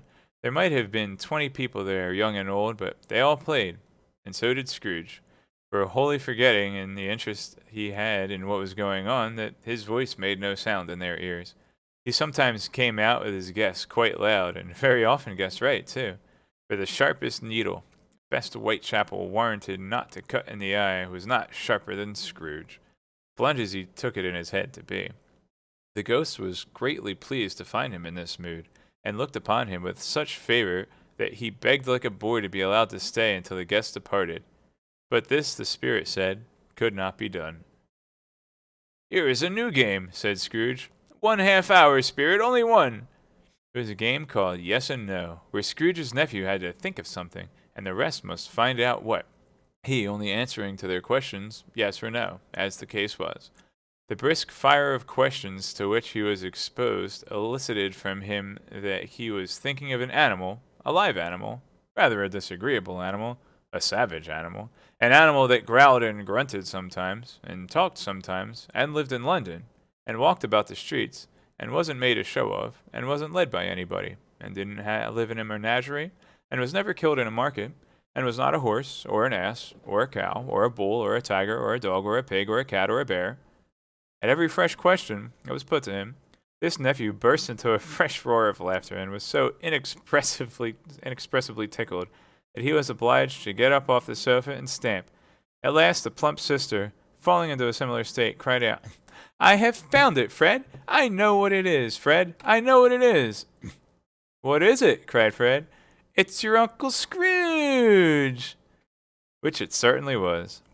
Admiration was a universal sentiment, though some objected that the reply to "Is it a bear?" ought to have been yes, inasmuch as an answer in the negative was sufficient to have diverted their thoughts from Mr. Scrooge, supposing they had ever had any tendency that way. "He has given us plenty of merriment, I am sure," said Fred, "and it would be ungrateful not to drink his health. Here is a glass of mulled wine to our hand at the moment, and I say, Uncle Scrooge." "Well, Uncle Scrooge," they cried, "a Merry Christmas and a Happy New Year to the old man, whatever he is," said Scrooge's nephew. "He wouldn't take it from me, but may he have it nevertheless. Uncle Scrooge!" Uncle Scrooge had imperceptibly become so gay and light of heart that he would have pledged the unconscious company in return, and thanked them in an unaudible speech, if the ghost had given him time. The whole scene passed off in the breath of the last words spoken by his nephew, and he and the spirit were again upon their travels. Much they saw and far they went, and many homes they visited, but always with a happy end. The spirit stood beside sick beds, and they were cheerful, on foreign lands, and they were close at home, by struggling men, and they were patient in their greater hope. By poverty, it was rich, in almshouses, hospital, and jail, in misery's eve refuge, where vain man in his little brief authority had not made fast the door and barred the spirit out. He left his blessing and taught Scrooge his precepts. It was a long night, if it were only a night, but Scrooge had his doubts of this, because the Christmas holidays appeared to be condensed into the space of time they passed together. It was strange, too, that while Scrooge remained unaltered in his outward form, the ghost grew older, clearly older.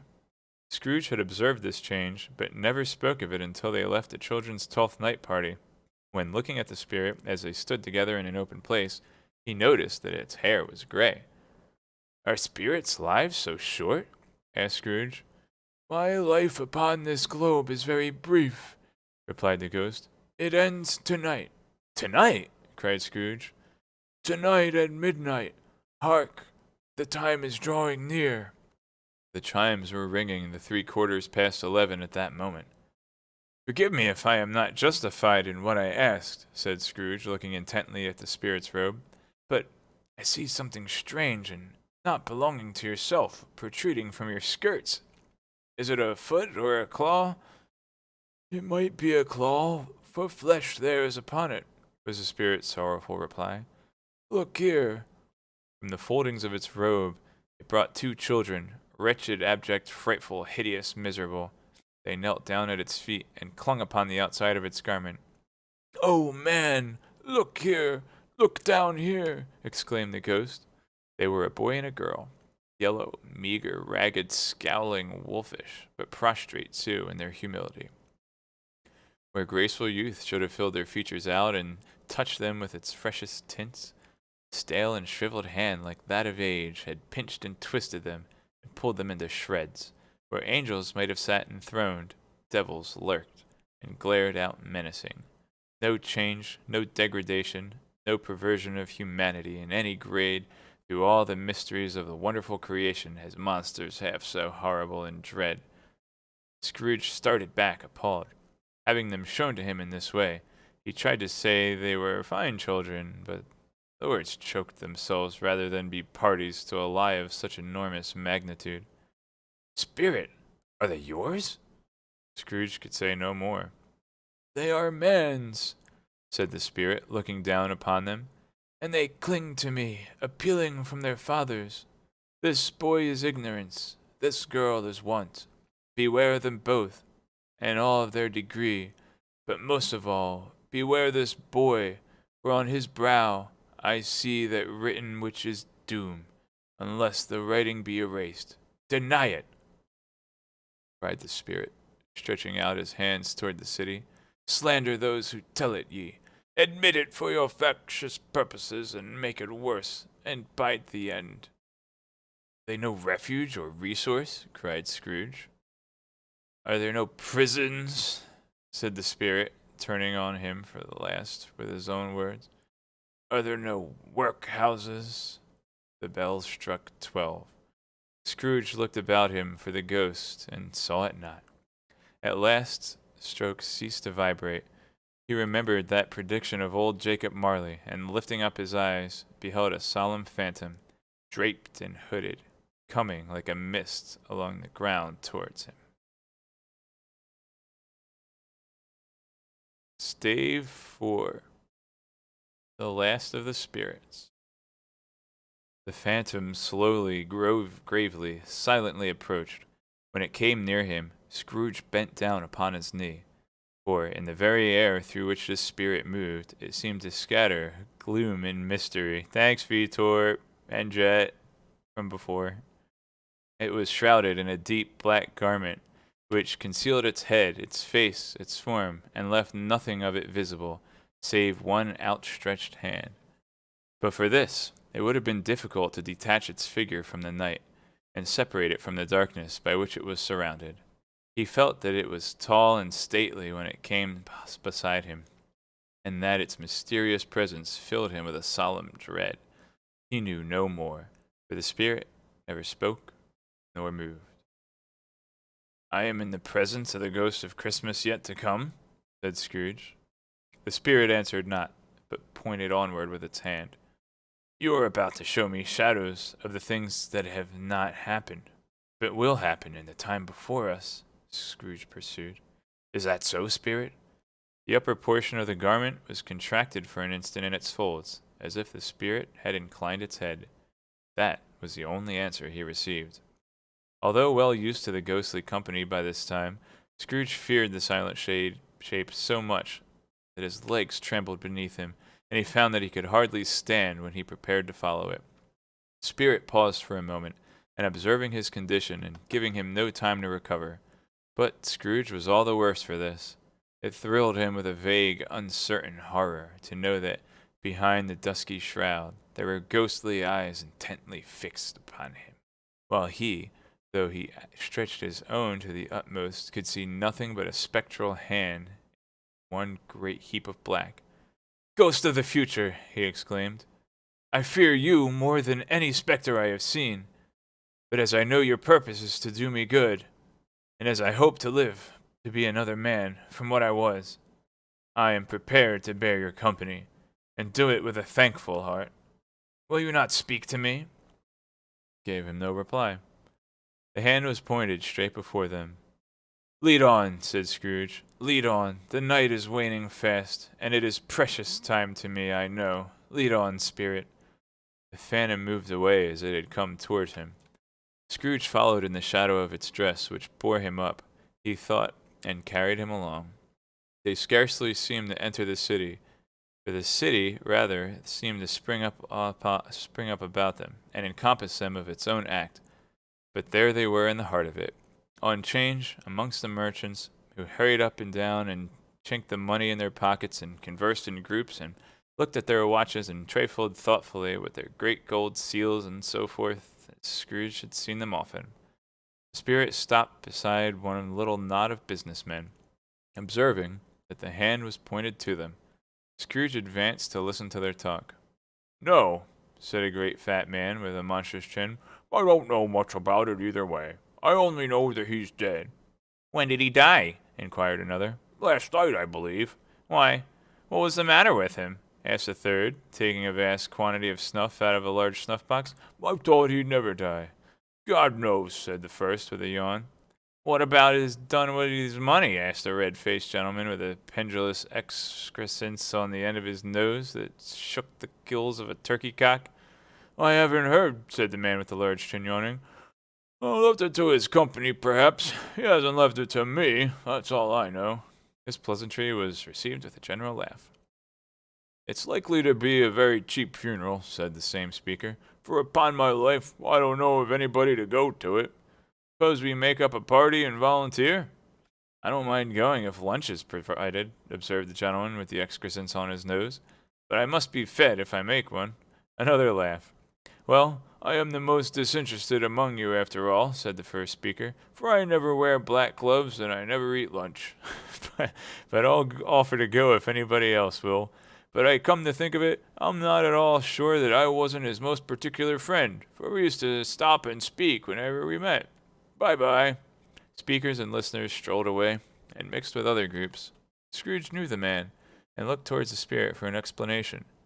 The phantom glided on into the street. Its finger pointed to two persons meeting. Scrooge listened again, thinking that the explanation might lie here. He knew these men also perfectly. They were men of business, very wealthy and of great importance. He had made a point always of standing well in their esteem, in a business point of view, that is, strictly in a business point of view. "How are you?" said one. "How are you?" returned the other. "Well," said the first, "Old Scratch has got his own at last, eh?" "So I am told," returned the second. "Cold, isn't it?" "Seasonable for Christmas time." "You are not a skater, I suppose?" "No, no. Something else to think of. Good morning." Not another word. That was their meeting, their conversation, and their parting. Scrooge was at first inclined to be surprised that the spirit should attach importance to conversations apparently so trivial. But, feeling assured that they must have some hidden purpose, he set himself to consider what it was likely to be. They could scarcely be supposed to have any bearing on the death of Jacob, his old partner, for that was past, and this ghost province was the future. Nor could he think of anyone immediately connected with himself to whom he could apply them. But, nothing doubting that, to whomsoever they applied, they had some latent moral for his own improvement. He resolved to treasure up every word he heard, and everything he saw, and especially to observe the shadow of himself when it appeared, for he had an expectation that the conduct of his future self would give him the clue that he missed, and would render the solution of these riddles easy. He looked about in that very place for his own image, but another man stood in his accustomed corner, and though the clock pointed to his usual time of day for being there, he saw no likeness of himself among the multitudes that poured in through the porch. gave him little surprise, however, for he had been revolving in his mind a change of life, and thought and hoped that he saw his newborn resolutions carried out in this. Quiet and dark, beside him stood the phantom, with its outstretched hand. When he roused himself from his thoughtful quest, he fancied, from the turn of the hand and its situation in reference to himself, that the unseen eyes were looking at him keenly. It made him shudder and feel very cold. They left the busy scene and went into an obscure part of the town where Scrooge had never penetrated before, although he recognized its situation and its bad repute. The ways were foul and narrow, shops and houses wretched, people half naked, drunken, slipshod, ugly. Alleys and archways, like so many cesspools, disgorged their offenses of smell and dirt, and life upon the straggling streets. And the whole quarter reeked with crime, with filth and misery. Far in this den of infamous resort, there was a low-browed beetling shop below a penthouse roof, where iron, old rags, bottles, bones, and greasy offal were brought. Upon the floor within were piled up heaps of rusty keys, nails, chains, hinges, files, scales, weights, and refuse irons of all kinds. Secrets that few would like to scrutinize were bred and hidden in mountains of unseemly rags, masses of corrupted fat, and sepulchres of bones.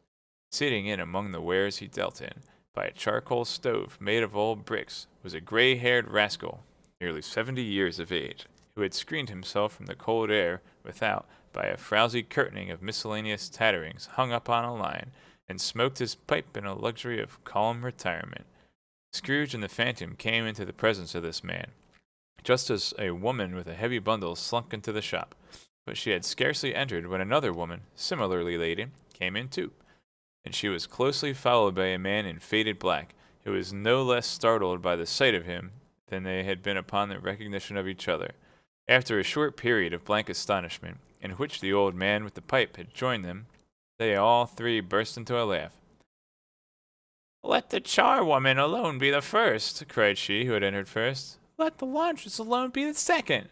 And let the undertaker's man alone be the third. Look here, here's old Joe a chance. We have all three met without meaning it." "You couldn't have met in a better place," said Joe, removing his pipe from his mouth. "Come into the parlor. You were made free of it long ago, you know, and the other two ain't strangers. Stop till I shut the door of the shop. Ah, how it squeaks! There ain't such a rusty bit of metal in the place as its own hinges, I believe, and I'm sure there's no such old bones here as mine. Ha ha! We're all suitable to our calling. We're well matched. Come into the parlor. Come into the parlor." The parlor was the space behind the screen of rags. The old man raked the fire together with an old stir-rod, and having trimmed his smoky lamp, for it was night, with the stem of his pipe, put it into his mouth again. While he did this, the woman who had already spoken threw her bundle on the floor, and sat down in a flaunting manner on a stool, crossing her elbows on her knees, and looking with a bold defiance at the other two. What odds, then, Mrs. Dilber?" said the woman. "Every person has a right to take care of themselves. He always did." "That's true, indeed," said the laundress. "No man more so." "Why, then, don't you stand there as if you were afraid, woman. Who's the wiser? We're not going to pick holes in each other's coats, I suppose." "No, indeed," said Mrs. Dilber and the man together. "We should hope not." "Very well, then," cried the woman. "That's enough. Who's the worse for the loss of a few things like these? Not a dead man, I suppose?" "No, indeed," said Mrs. Dilber, laughing. "If you wanted to keep him after he was dead, a wicked old screw," pursed the woman. "Why wasn't he a natural in his lifetime? If he had been, he'd have had somebody to look after him when he was struck with death, instead of lying gasping out his last there all alone by himself." "It's the truest word that ever was spoke," said Mrs. Dilber. "It's a judgment to him." "I wish it was a little heavier judgment," replied the woman. "And it should have been, you may depend upon it, if I could have laid my hands on anything else, upon that bundle, old Joe, and let me know the value of it. Speak out plain. I'm not afraid to be the first, nor afraid for them to see it. We know pretty well that we were helping ourselves before we met here, I believe. It's no sin. Open up the bundle, Joe." But the gallantry of her friends would not allow of this, and the man in faded black, mounting the breach first, produced his plunder. It was not extensive. A seal or two, a pencil case, a pair of sleeve buttons, and a brooch of no great value were all. They were severally examined and appraised by old Joe, who chalked the sums he was disposed to give for each upon the wall, and added them up in total when he found that there was nothing more to come. "That's your account," said Joe, "and I wouldn't give another sixpence if I was to be boiled for not doing it. Who's next?" Mrs. Dilber was next. Sheets and towels, a little wearing apparel, 2 old-fashioned silver teaspoons, a pair of sugar tongs, and a few boots. Her account was stated on the wall in the same manner. "I always give too much to the ladies. It's a weakness of mine, and that's the way I ruin myself," said old Joe. "That's your account. If you asked me for another penny and made it an open question, I'd repent of being so liberal and knock off half a crown." "And now undo my bundle, Joe," said the first woman. Joe went down on his knees for the greater convenience of opening it, and having unfastened a great many knots, dragged out a very large, heavy roll of some dark stuff. "What do you call this?" said Joe. "Bed curtains?" "Ah," returned the woman, laughing and leaning forward on her crossed arms. "Bed curtains! You don't mean to say you took 'em down, rings and all, with him lying there?" said Joe. "Yes, I do," replied the woman. "Why not?" "You were born to make your fortune," said Joe, "and you'll certainly do it." "I certainly shan't hold my hand when I can get anything in it by reaching it out, for the sake of such a man as he was, I promise you, Joe," returned the woman coolly. "Don't drop that oil upon the blankets now." "His blankets?" asked Joe. "Who else's do you think?" replied the woman. "He isn't likely to take cold without 'em, I dare say." "I hope he didn't die of anything catching, said old Joe, stopping in his work and looking up.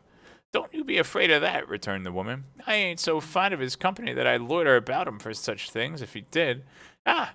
You may look through that shirt till your eyes ache, but you won't find a hole in it, nor a threadbare place. It's the best he had, and a fine one, too. They'd have wasted it if it hadn't been for me."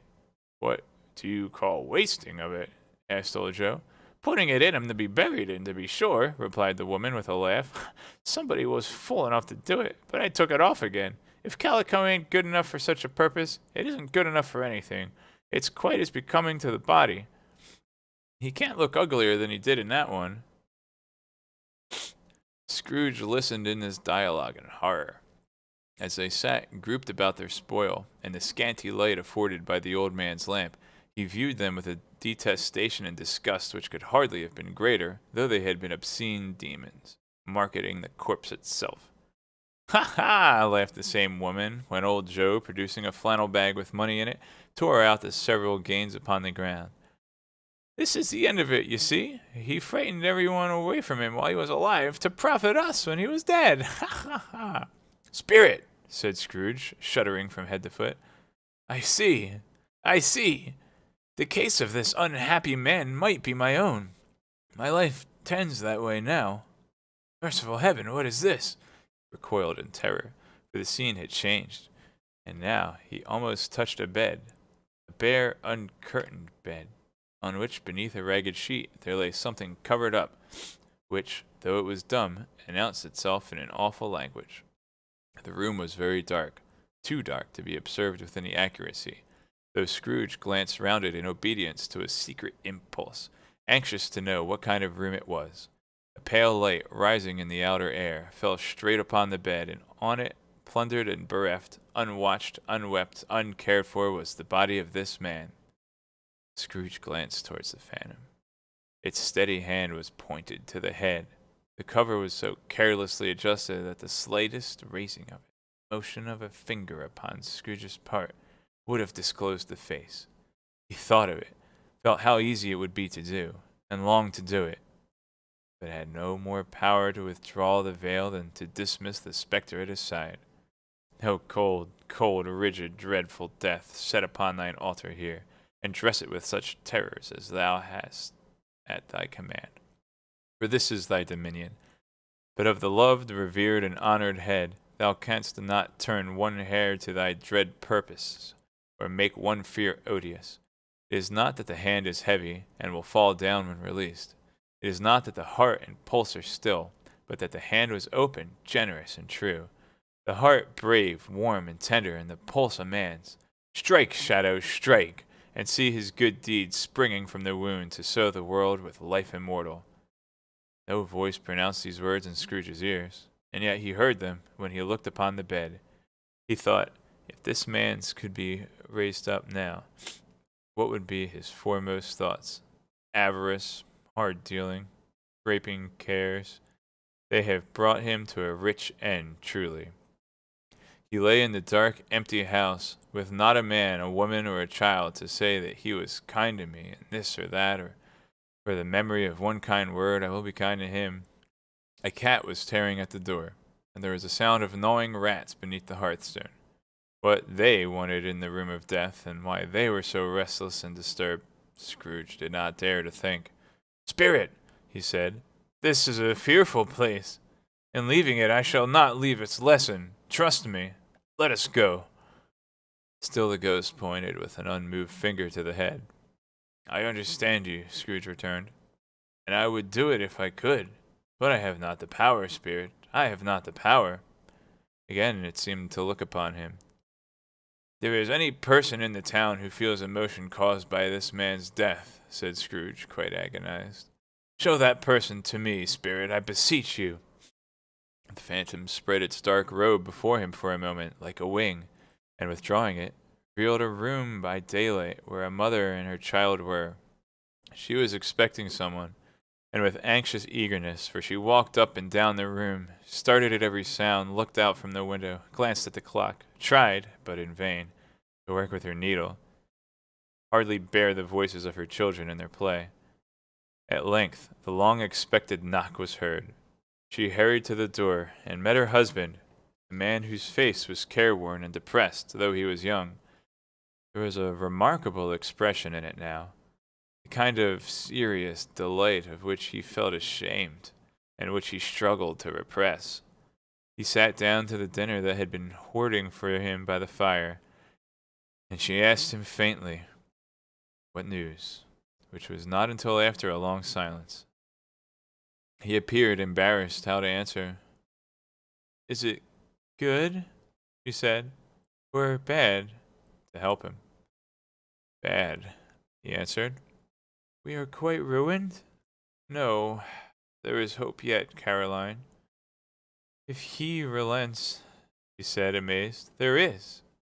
Nothing is past hope if such a miracle has happened." "He is past relenting," said her husband. "He is dead."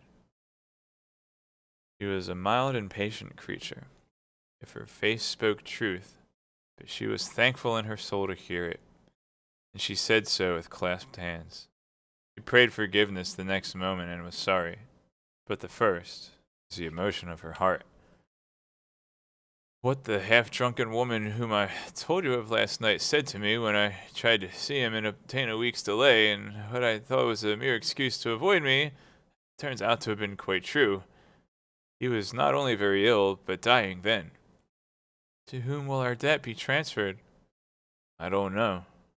But before that time we shall be ready with the money, and even though we were not, it would be bad fortune indeed to find so merciless a creditor in his successor.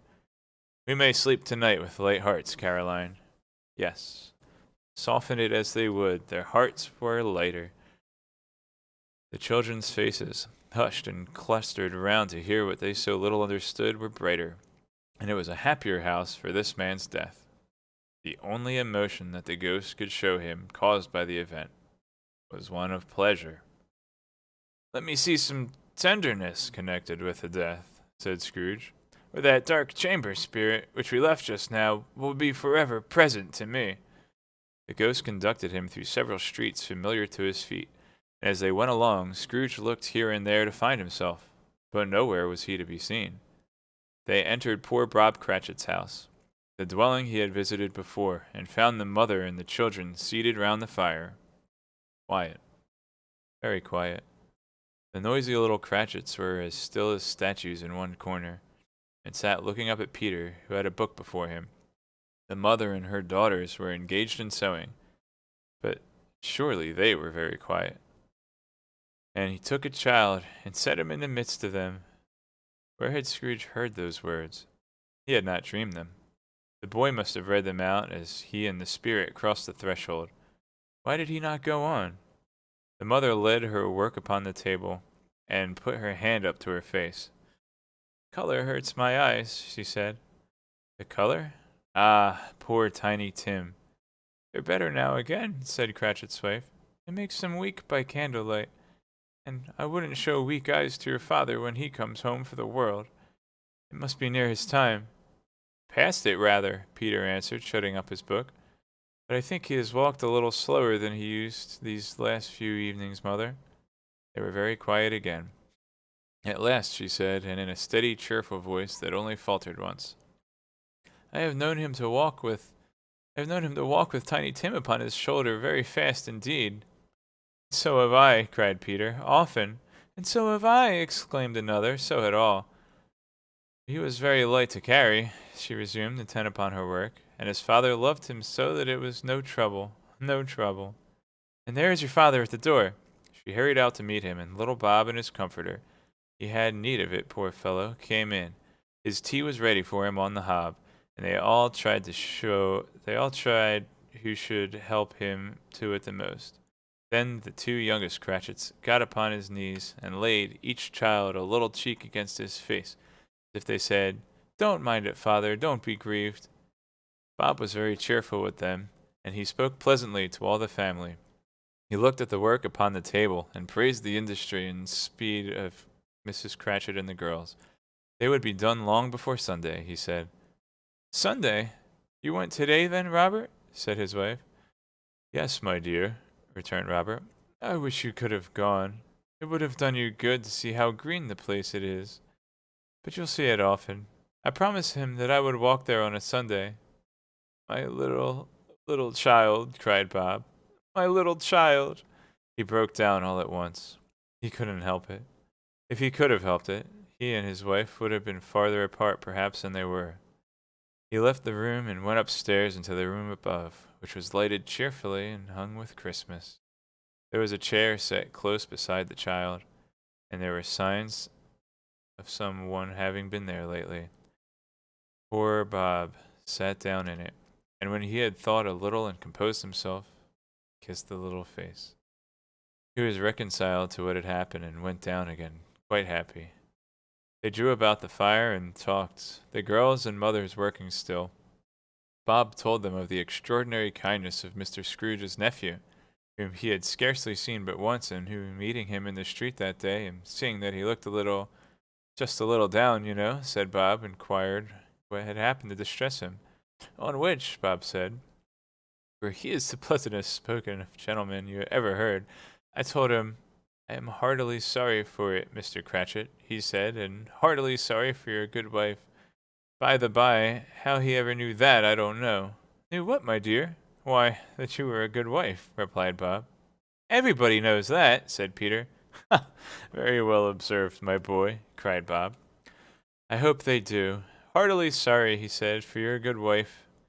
If I can be of service to you in any way, he said, giving me his card, that's where I live. Pray come to me. Now, it wasn't, cried Bob, for the sake of anything he might be able to do for us, so much as for his kind way, that this was quite delightful. It really seemed as if he had known our Tiny Tim and felt with us. I'm sure he's a good soul, said Mrs. Cratchit.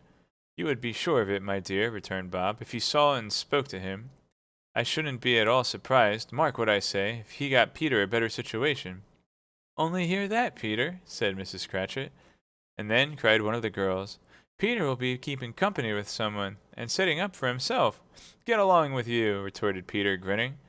It's just as likely as not, said Bob, as one of these days, though there's plenty of time for that, my dear. But, however and whenever we part from one another, I am sure we shall none of us forget poor Tiny Tim, shall we, for this first parting that there was among us. Never, father, cried they all. And I know, said Bob, I know, my dears, that when we recollect how patient and how mild he was, although he was a little child, we shall not quarrel easily among ourselves and forget poor Tiny Tim in doing it. No, never, father, they all cried again. I am very happy, said little Bob. I am very happy. Mrs. Cratchit kissed him. His daughters kissed him. The two young Cratchits kissed him. And Peter and himself shook hands. The spirit of Tiny Tim, the childish essence, was from God.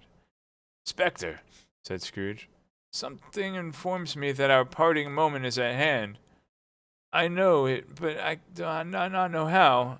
Tell me, what man that was whom we saw lying dead? Ghost of Christmas yet to come conveyed him, as before, though at a different time, he thought. Indeed, there seemed no order in these latter visions, save that they were in the future, into the resorts of businessmen, but showed him not himself. Indeed, the spirit did not stay for anything, but went straight on, as to the end just now desired, until besought by Scrooge to tarry for a moment. This court, said Scrooge, through which we hurry now, is where my place of occupation is, and has been for a length of time. I see the house. Let me behold what I shall be in the days to come. The spirit stopped. The hand was pointed somewhere else. The house is yonder, Scrooge exclaimed. Why do you point away? The inexorable finger underwent no change. Scrooge hastened to the window of his office and looked in. It was an office still, but not his. Furniture was not the same, and the figure in the chair was not himself. Phantom pointed as before. He joined it once again, and, wondering why and whither he had gone, accompanied it until they reached an iron gate. He paused to look round before entering. A churchyard. Here, then, the wretched man whose name he had now to learn lay underneath the ground. It was a worthy place, walled in by houses, overrun by grass and weeds, the growth of vegetation's death, not life, choked up with too much burying, fat with repleted appetite. A worthy place. The spirit stood among the graves and pointed down to one. He advanced towards it in trembling. Phantom was exactly as it had been, but he dreaded that he saw a new meaning in its solemn shape. Before I draw nearer to that stone to which you point, said Scrooge, answer me one question. Are these the shadows of the things that will be? Or are they shadows of things that may be only? Still the ghost pointed downward to the grave by which it stood. Men's courses will foreshadow certain ends, to which, if preserved in, they must lead, said Scrooge. But if the courses be departed from, the ends will change. Say it is thus, with what you show me. The spirit was immovable as ever. Scrooge crept towards it, trembling as he went, and following the finger, read upon the stone of the neglected grave his own name, Ebenezer Scrooge. Am I that man who lay upon the bed? He cried upon his knees. The finger pointed from the grave to him and back again. No, spirit! No, no, no! The finger was still there. Spirit! He cried, tight clutching at its robe. Hear me! I am not the man I was. I will not be the man I must have been but for this intercourse. Why show me this if I am past all hope? For the first time the hand appeared to shake. Good spirit, he pursued, as down upon the ground he fell before it. Your nature intercedes for me, and pities me. Assure me that I yet may change these shadows you have shown me by an altered life. The kind hand trembled. I will honor Christmas in my heart, and try to keep it all the year. I will live in the past, the present, and the future. The spirits of all three shall strive within me. I will not shut out the lessons that they teach. Oh, tell me I may sponge away the writing on this stone. In his agony he caught the spectral hand and sought to free itself. But he was strong in his entreaty and detained it. The spirit, stronger yet, repulsed him, holding up his hands in a last prayer to have his fate reversed. He saw an alteration in the phantom's hood and dress. It shrunk, collapsed, and dwindled down to a bedpost.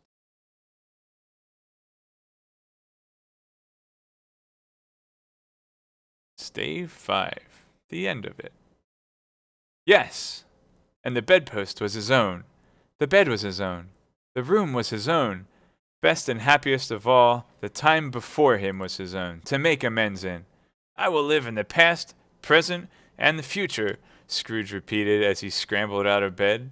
Spirits of all three shall strive within me. Oh, Jacob Marley, heaven in the Christmas time be praised for all this.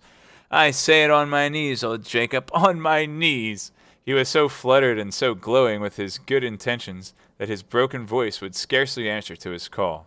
He had been sobbing violently in his conflict with the spirit, and his face was wet with tears. "They are not torn down!"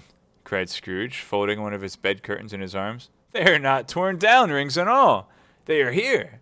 I am here! The shadows of the things that would have been may be dispelled. They will be! I know they will!" His hands were busy with his garments all this time, turning them inside out, putting them on upside down, tearing them, mislaying them, making them parties to every kind of extravagance.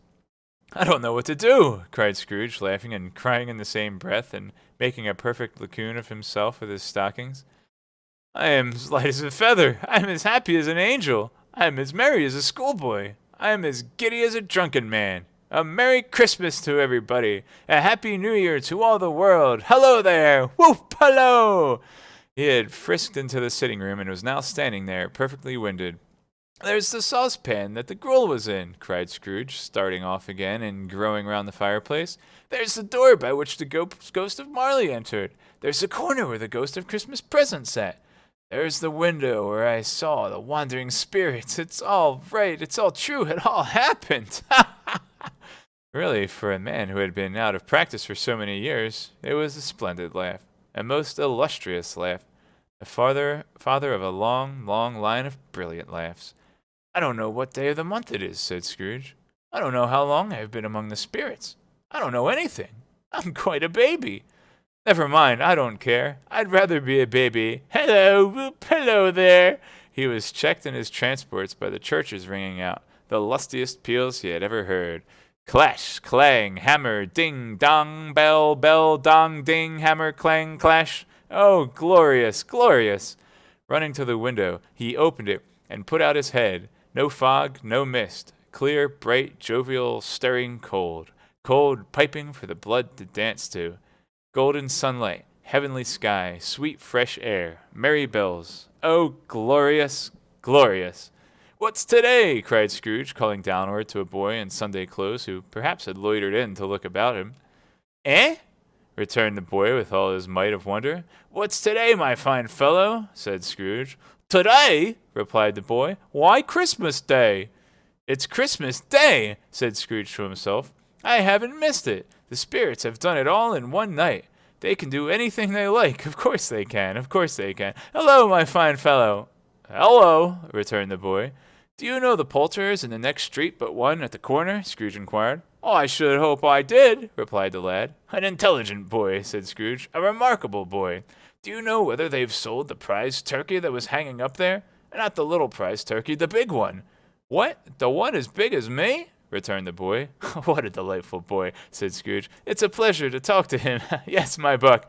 "It's hanging there now," replied the boy. "Is it?"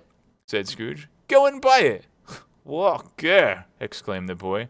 "No, no," said Scrooge. "I am in earnest. Go and buy it, and tell him to bring it here, that I may give them the directions where to take it. Come back with the man, and I'll give you a shilling. Come back with him in less than 5 minutes, and I'll give you half a crown." The boy was off like a shot. He must have had a steady hand at a trigger who could have got a shot off half as fast. "I'll send it to Bob Cratchit's," whispered Scrooge, rubbing his hands and splitting with a laugh. "He shan't know who sends it. It's twice the size of Tiny Tim. Joe Miller never made such a joke as sending it to Bob's will be." The hand in which he wrote the address was not a steady one, but write it he did, somehow, and went downstairs to open the street door, ready for the coming of the Poulterer's man. As he stood there, waiting his arrival, the knocker caught his eye. "I shall love it as long as I live," cried Scrooge, patting it with his hand. "I scarcely ever looked at it before. What an honest expression it has in its face. It's a wonderful knocker. Here's the turkey. Hello, how are you doing? Merry Christmas." It was a turkey. He never could have stood upon his legs, that bird. He would have snapped them short off in a minute, like sticks of sealing wax. "Why, it's impossible to carry that to Camden Town," said Scrooge. "You must have a cab." The chuckle with which he said this, and the chuckle with which he paid for the turkey, and the chuckle with which he paid for the cab, and the chuckle with which he recompensed the boy, were only to be exceeded by the chuckle with which he sat down breathless in his chair again, and chuckled till he cried. Shaving was not an easy task, for his hand continued to shake very much, and shaving requires attention, even when you don't dance while you're at it. But if he had cut off the end of his nose, he would have put a piece of sticking plaster over it and had been quite satisfied. He dressed himself all in his best, and at last out into the streets. The people were by this time pouring forth as he had seen them with the ghost of Christmas present, and walking with his hands behind him, Scrooge regarded everyone with a delighted smile.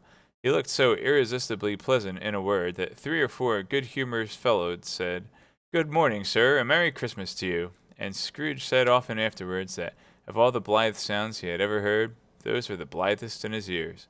He had not gone far when, coming on towards him, he beheld the portly gentleman who had walked into his counting-house the day before, and said to Scrooge, and Marley's, I believe, it sent a pang across his heart to think this old gentleman would look upon him when they met, but he knew what path lay straight before him, and he took it. "My dear sir," said Scrooge, quickening his pace and taking the old gentleman by both his hands, "how do you do? I hope you succeeded yesterday. It was very kind of you. A Merry Christmas to you, sir." "Mr. Scrooge?" "Yes," said Scrooge, "that is my name, and I fear it may not be pleasant to you. Allow me to ask your pardon, and will you have the goodness—" Here Scrooge whispered in his ear. "Lord bless me!" cried the gentleman, as if his breath were taken away. "My dear Mr. Scrooge, are you serious?"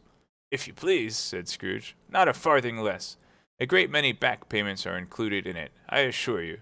Will you do me that favor?"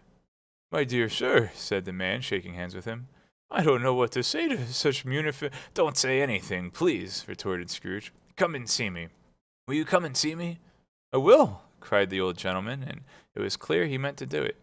"Thank ye," said Scrooge. "I am much obliged to you. I thank you 50 times. Bless you." He went to church and walked about the streets and watched the people hurrying to and fro, and patted the children on the head and questioned beggars, and looked down into the kitchens of houses and up to the windows, and found that everything could yield him pleasure. He had never dreamed that any walk, that anything, could give him so much happiness. In the afternoon, he turned his steps toward his nephew's house. He passed the door a dozen times before he had the courage to go up and knock, but made a dash and did it. "Is your master at home, my dear?" said Scrooge to the girl. "Nice girl, very." "Yes, sir." "Where is he, my love?" said Scrooge. "He's in the dining room, sir, along with mistress. I'll show you upstairs, if you please." "Thank ye, he knows me," said Scrooge, with his hand already on the dining room lock. "I'll go in here, my dear." He turned it gently and sidled his face in round the door. They were looking at the table, which was spread out in a great array. For these young housekeepers are always nervous on such points, and like to see that everything is right. "Fred," said Scrooge, "dear heart alive, how his niece by marriage started." Scrooge had forgotten for the moment about her sitting in the corner with the footstool, or he wouldn't have done it on any account. "Why, bless my soul!" cried Fred. "Who's that?" "It's I, your Uncle Scrooge. I have come to dinner. Will you let me in, Fred?" Let him in? It is a mercy he didn't shake his arm off. He was at home in 5 minutes. Nothing could be heartier. His niece looked just the same. So did Topper when he came in. So did the plump sister when she came. So did everyone when they came. Wonderful party, wonderful games, wonderful unanimity, wonderful happiness. But he was early at the office next morning. Oh, he was early there. If he could only be there first and catch Bob Cratchit coming late, that was the thing he had set his heart upon. And he did it. Yes, he did. The clock struck 9. No Bob. 1/4 past. No Bob. He was full 18 minutes and a half behind his time. Scrooge sat with his door wide open that he might see him come into the tank. His hat was off before he opened the door, his comforter too. He was on his stool in a jiffy, driving away with his pen, as if he were trying to overtake 9 o'clock. "Hello," growled Scrooge in his accustomed voice, as near as he could feign it. "What do you mean by coming here at this time of day?" "I'm very sorry, sir," said Bob. "I am behind my time." "You are," repeated Scrooge. "Yes, I think you are. Step this way, sir, if you please." "It's only once a year, sir," pleaded Bob, appearing from the tank. "It shall not be repeated. I was making rather merry yesterday, sir." "Now, I'll tell you what, my friend," said Scrooge. "I am not going to stand this sort of thing any longer. And therefore," he continued, leaping from his stool and giving Bob such a dig in the waistcoat that he staggered back into the tank again, "and therefore, I am about to raise your salary. Bob trembled and got a little nearer to the ruler. He had a momentary idea of knocking Scrooge down with it, holding him, and calling to the people in the court for help in strait waistcoat. "Merry Christmas, Bob," said Scrooge with an earnestness that could not be mistaken as he clapped him on the back. "A merrier Christmas, Bob, my good fellow, than I have given you for many a year. I'll raise your salary and endeavor to assist your struggling family, and we will discuss your affairs this very afternoon over a Christmas bowl of smoking bishop, Bob. Make up the fires and buy another coal scuttle before you dot another I, Bob Cratchit." Scrooge was better than his word. He did it all and infinitely more. And to Tiny Tim, who did not die, he was a second father. He became as good a friend, as good a master, and as good a man as the good old city knew, or any other good old city, town, or borough in the good old world. Some people laughed to see the alteration in him, but he let them laugh, and little heeded them, for he was wise enough to know that nothing ever happened on this globe for good at which some people did not have their fill of laughter on the outset. And knowing that such as these would be blind anyway, he thought it quite as well that they should wrinkle up their eyes and grins and have all the malady and less attractive forms. His own heart laughed, and that was quite enough for him. He had no further intercourse with the spirits, but lived upon the total abstinence principle ever afterwards, and it was always said of him that he knew how to keep Christmas well, if any man alive possessed the knowledge. May that be truly said of us, and all of us. And so, as Tiny Tim observed, God bless us, every one.